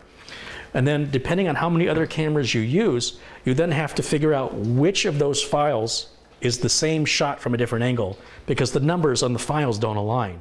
Because I may start and stop the handheld camera versus leaving the main camera running full time. Then you have to be cognizant of how much memory card you've got left and how much battery you've got left. And hopefully, I'll tell you, it did happen. We got a certain point where the main camera died, and we lost about 10 minutes, which wasn't terrible, but it was terrible. It's not like we're gonna pull the engine back out of the car so we can film those 10 minutes again. Now, the more cameras you use and the more angles you get, the better video you have at the end, but the harder it is to edit it, because then you have to synchronize 3 video footage files, or you have to synchronize 4. Now, that's what, in more professional environments with more professional cameras and more professional video editing equipment, that's what they have timestamps for, and you can align it through timestamps. But doing it the way I'm doing it, there's actually an option in the Cyberlink software where you can select 2 similar video files where the audio is shared or similar, and click a button that says sync by audio, and it will analyze. It takes a little while depending on the size of the file. It'll analyze both files and then align them properly, and then I have to cut them so that there's going to be excess on one end or the other, right? Because their files aren't the same size. And then I remove the audio from the secondary camera, and then I have to alternate between the main camera and the secondary camera over which one has better footage in that particular second of video. And then if Mike talks about something that we don't have on camera, if he's talking about buying a part from a company online, I then have to grab a screenshot or film a screen capture of that website, of that part, and then inject that on top of the audio, overriding the 2 cameras. And that takes research to find the link he's talking about, and then I have to create the link in the video notes. I have to remember to do that so that when the video gets rendered and then uploaded, that when somebody says, oh, I want to buy that thing, they can look in the video notes and there's a link that takes them right to it. That's to cover 2 or 3 seconds of video. Just everything I just described for 2 or 3 seconds of video. And when that adds up to an hour and a half video, that's the amount of time it takes for one person to do this. So I enjoy doing it. I'm not asking you to feel sorry for me, but I'm asking you to understand and appreciate, I hope, the amount of effort that goes in versus just turning on a cell phone camera and just letting it go. And the more time I spend in editing, the better the video is going to be at the end. But the more time I spend in editing, I'm not creating anything new, and I'm not fixing anything with my business. I'm not generating any revenue. So the more time I spend in editing, the more it costs me. And it's all a balance. I have to decide, where do I stop? Where is it good enough? So that just comes along with what I'm doing. And the whole Subaru thing has been shot. It is done. I have to sit down and edit it. I've already started that process, but this guy's waiting, right? So he's a priority. And then my accountants that do tax returns, they had a server go down. That's a big emergency. That means they come first. They go right to the top. And then I have another client that's a retainer client. When a retainer client calls me and they say jump, I say, how high would you like me to jump? Let me stop everything I'm doing and take care of you. Remember, they're my bread and butter. They're a regular customer and they pay me to be available when they need me. And I want to make sure when I send them a new invoice, that they're going to have reason to pay it. So those customers that have me on retainer go right to the top of my list. I stop everything I'm doing, like a fireman, right? I stop everything I'm doing because there's a fire, and that's the most important thing. And whatever I was doing over here has to wait. And so editing goes way, way down to the bottom because I do this for fun and there's not a lot of money in it. And that's why projects often take a long time unless I shoot them live like I'm doing right now, because that gets it out right away. Oftentimes, though, I'm very unhappy with the live broadcasts because there's times where I'm affected by comments that I'm not proud of showing. But I also think, on the other hand, it does show some authenticity and genuineness, that I am a human being and I have feelings and I do care and I do want to help everybody. And when somebody's just nasty to me and it catches me, it's really, really offensive. It's very disparaging and discouraging. And I'm trying to work on how I handle that. I've been working on it for years and years and years. I don't know that I'll ever get it mastered. I don't know why people have to be that way, but I am forced. I have no choice but to deal with it. Even by ignoring it, I'm forced to deal with it. And it just offsets my mood. And then I can come across as rude, or, you know, but that's because I'm being picked on. And I'm just responding to being picked on. It's like if there's a fly that keeps attacking you, and it might be amusing at first, but after a while, it's just so freaking annoying. You just want to leave the room and get away from it.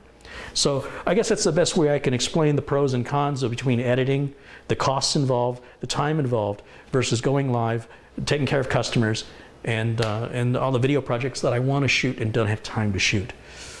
So I hope that helps you better understand. Now, if YouTube becomes a major source of income for me, then I can afford to hire people, but I never want to be in a position where I have to be responsible for somebody else's salary and keep them busy. I have enough to keep me busy. I have enough to keep 2 or 3 people busy. But do I have enough to keep 2 or 3 people busy for 6 months, for a year, for 2? I don't know. And so that's really, really scary to me. So as long as it's just me and I remain busy, I'm happy with that, even though it may mean a longer delay for you guys. But I hope that at least you now understand what's involved in the process.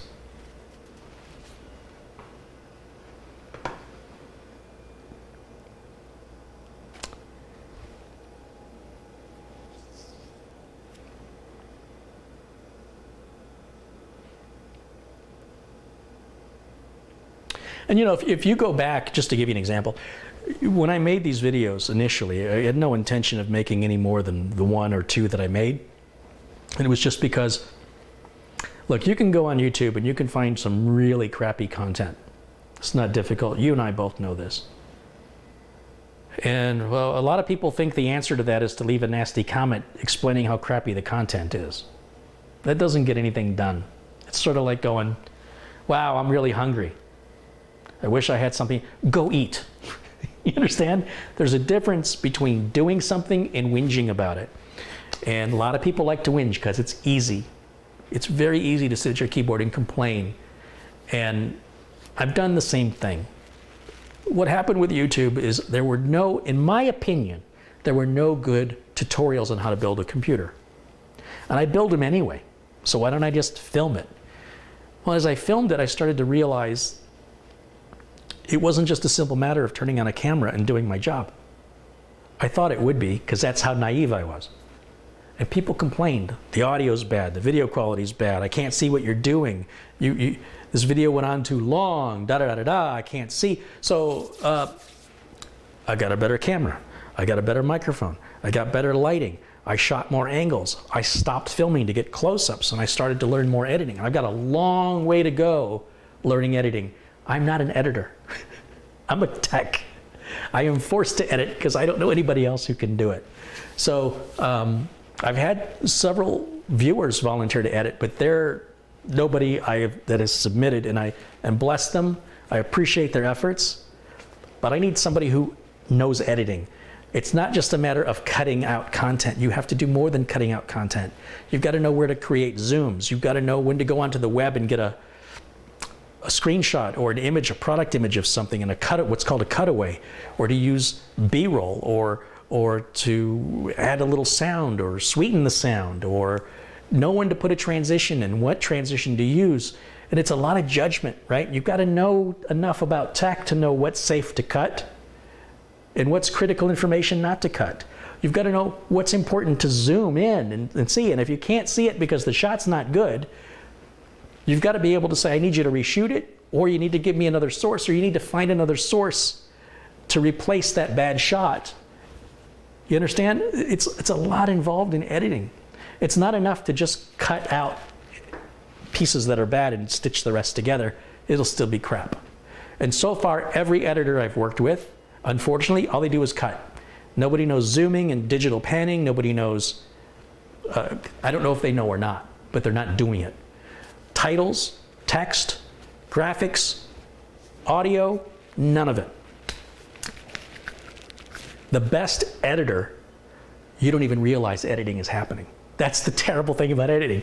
When an editor does the best job ever, you don't even know what happened. It's so subconscious that it just flows, you don't even realize it. For every TV show that you watch and every movie you go to, do you think about the editing? Every time that camera cuts and there's a different angle or different view, a different zoom, do you think about it? Of course not. It just feels natural. That's hard work.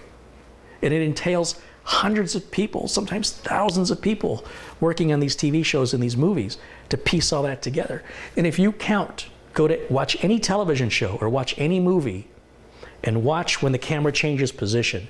Just start counting 1, 2, 3. I guarantee you 9 times out of 10 that camera will change angle more than once every 10 seconds. So that means when an actor, say there's 2 actors and they're talking together and you have a side shot, this actor says, "Hi, how are you?" And this actor says, "I'm fine. What's going on with the office?" And the next shot is the guy talking right to the person. That's the guy talking right to the camera. That's what makes an actor good. That's the actor pretending like this camera right here, is the other person they're talking to. So they have to repeat the line, the whole thing, they have to repeat it again. Then the other actor has to do it. And then the editor has to piece that together so it looks like it flows like a natural conversation.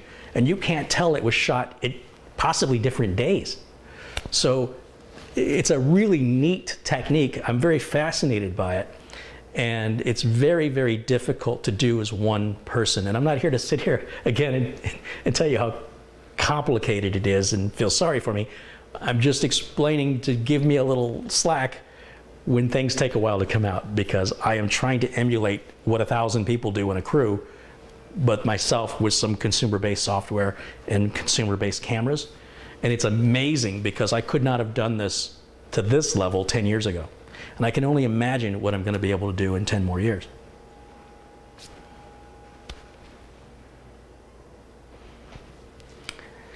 Looking in the chat, they said, do you have any plans or consideration for an upcoming TechVets meetup? TechVets has a, I'm sorry, not TechVets. Mike Smith is involved in a group. And it's really intended for computer business owners. And I believe that's coming up. And you can learn more about that at Mike Tech Show, Mike Nation, or MikeTechShow.com, MikeNation.net. It's a pretty small gathering, maybe 40 to 80 people. Let's call it 60 people. So it's pretty informal. On the plus side, you kind of feel like you belong. You're not going to be able to be invisible there. On the negative side, there's not a lot of vendors or opportunity for much to choose from in panels because there's a limited attendance. So for people that are fans of Mike Tech Show, it's a good way to meet Mike. Mike and I are separated by almost 3,000 miles. It's very difficult for us to get together. I'm sure we'll do it again, but as of now, no. There's no plans right now.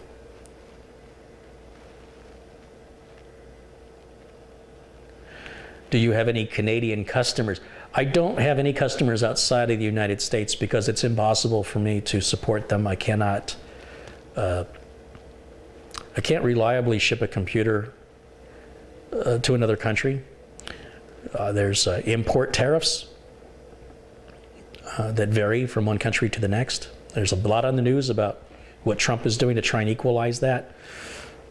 If I were a car manufacturer in Europe, say I'm BMW, and I want to send my cars to America, I have to pay a 2.5% import tax that's added to the price of the car.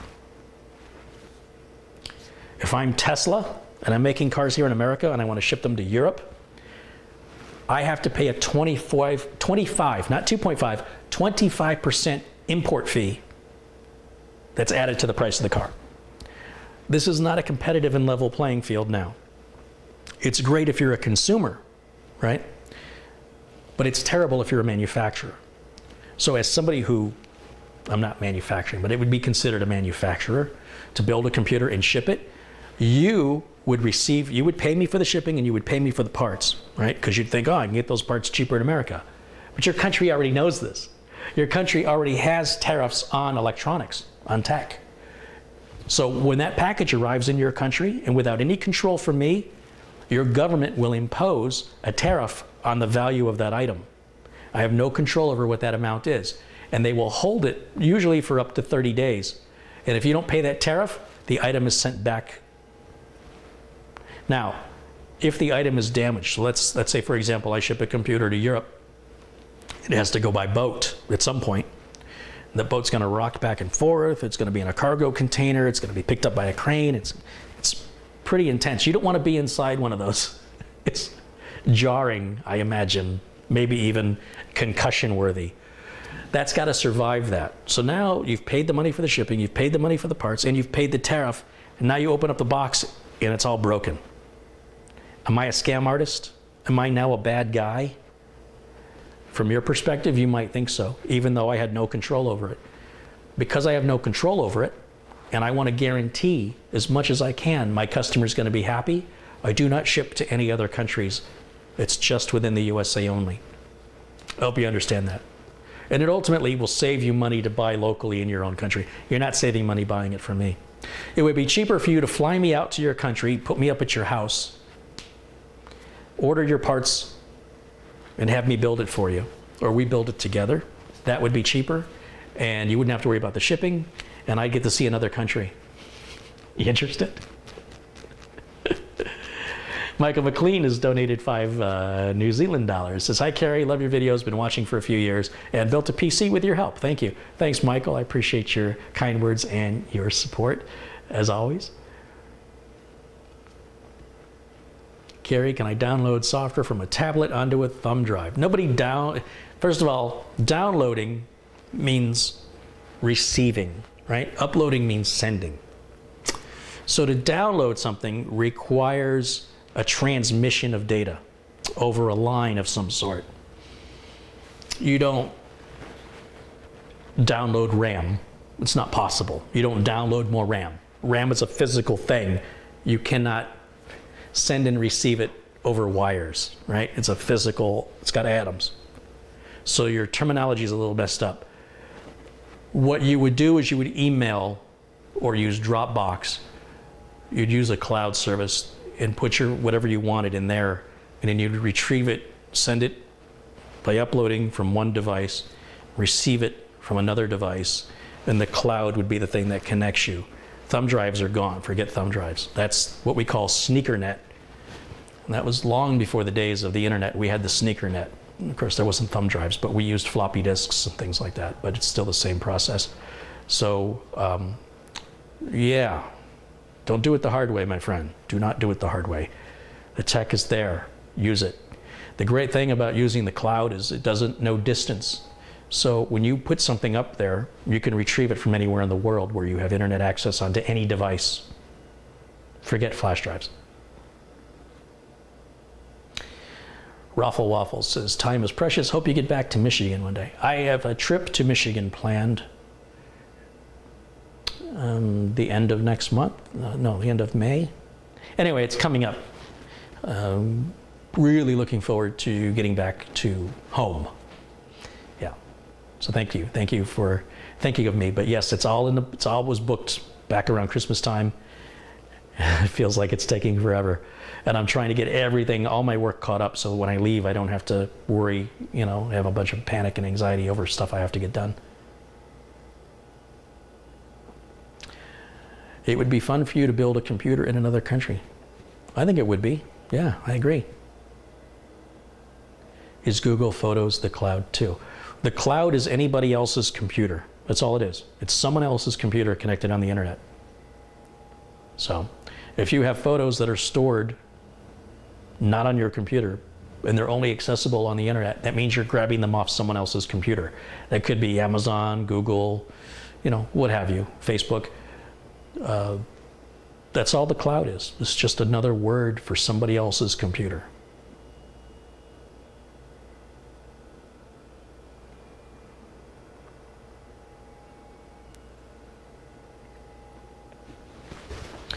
All right, I think it's about time to wrap things up. This has gone on for, looks like 2 hours now. It feels longer than that. I've just been So much information to convey. I think I got it all out. Do you charge an hourly rate to visit Europe? No, if you pay for my plane ticket and you put me up in a hotel, I'll buy my own food. I won't charge you a penny. I also need you to pay for the flight back though, but after a few days you might be more than willing to do that.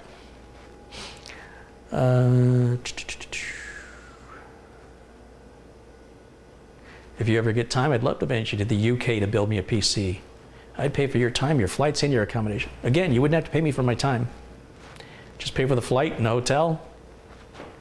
I'll buy you dinner. Fish and chips. In the UK, come on. What could be better than that?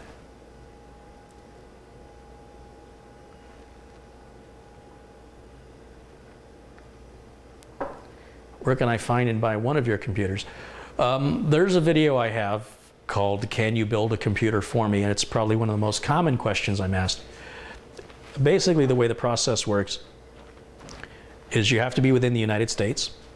You would submit the shipping amount, which is about $125 to ship a computer within the United States.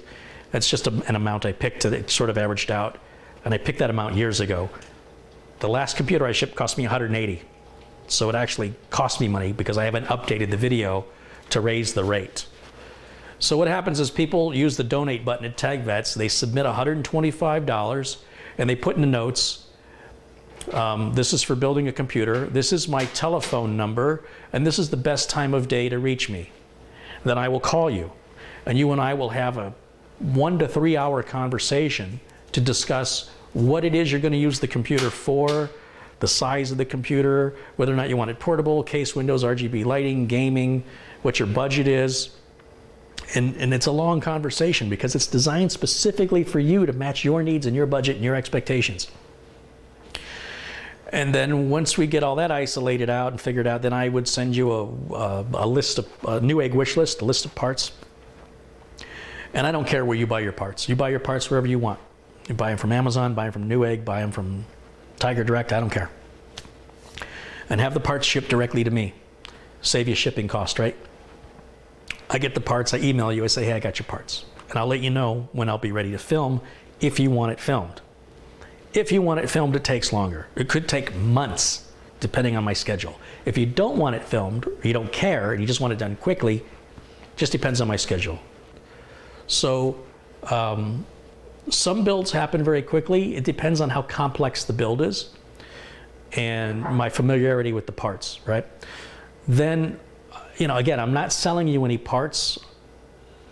I would test the system to the best of my ability. I'm going to pack it up. I'm going to ship it to you using the money you previously paid to pay for the shipping. If there's any difference, generally I just pay for it if I'm making a video out of it, because I'll make the difference up in whatever the video makes off YouTube. It doesn't make much, but it'll cover that eventually. That's all there is. And then if you have any warranty issues or anything, it's just, you bought the parts. The warranty is no different than if you built it. All I did is build it for you. I didn't, you know, how much you paid for the part is how much you paid. I'm not marking up the parts because I'm not selling the parts. You understand? So I don't care where you buy your parts from.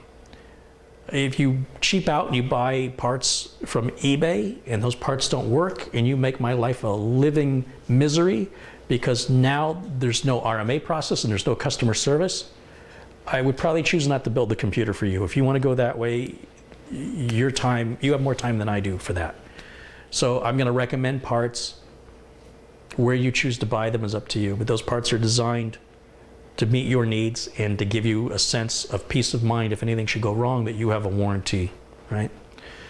The customer that sent me the computer back with the bad RAM module just wasn't comfortable doing it himself. He understood I did not sell him the parts. I have no control over that. He completely understood that. It sucked for both of us. Nobody was happy. But I took care of him. I suggested that he find somebody locally to do it. It would happen faster and cheaper. He didn't know anybody, didn't trust anybody, and he wanted me to do it. Even though it wasn't the most cost-effective, nor was it the most expedient way to get it done, that's what he wanted to do. And I informed him that there were cheaper, faster ways to do it. He wanted me to do it. No problem. Happy to do it. And I did. So that very rarely has, in fact, that's only happened once. But it's always a possibility, and I always try and have reasonable expectations to all my customers, sort of set them up with a worst case scenario so that if it does happen, we're prepared, and just hope that it doesn't happen and everything goes fast and smooth. And usually that's the way it works. If for some reason, let's say you pay the money and we talk, and come to find out I'm just not going to be able to build what you need built for the budget or the time frame that you have, I'll just refund the money to you. But what I'm not going to do is I'm not going to engage in a dialogue with some stranger on the internet who hasn't paid for my time to sit there and take me away from a project. So I have to know who's serious from who just is lonely and wants somebody to talk to. And I hope you don't take it personally. It's just one of me, and I don't want to ignore somebody who's serious because somebody has fooled me into thinking they're serious. And so making that donation is what kicks it all off. That lets me know you're serious. That's really all that's about.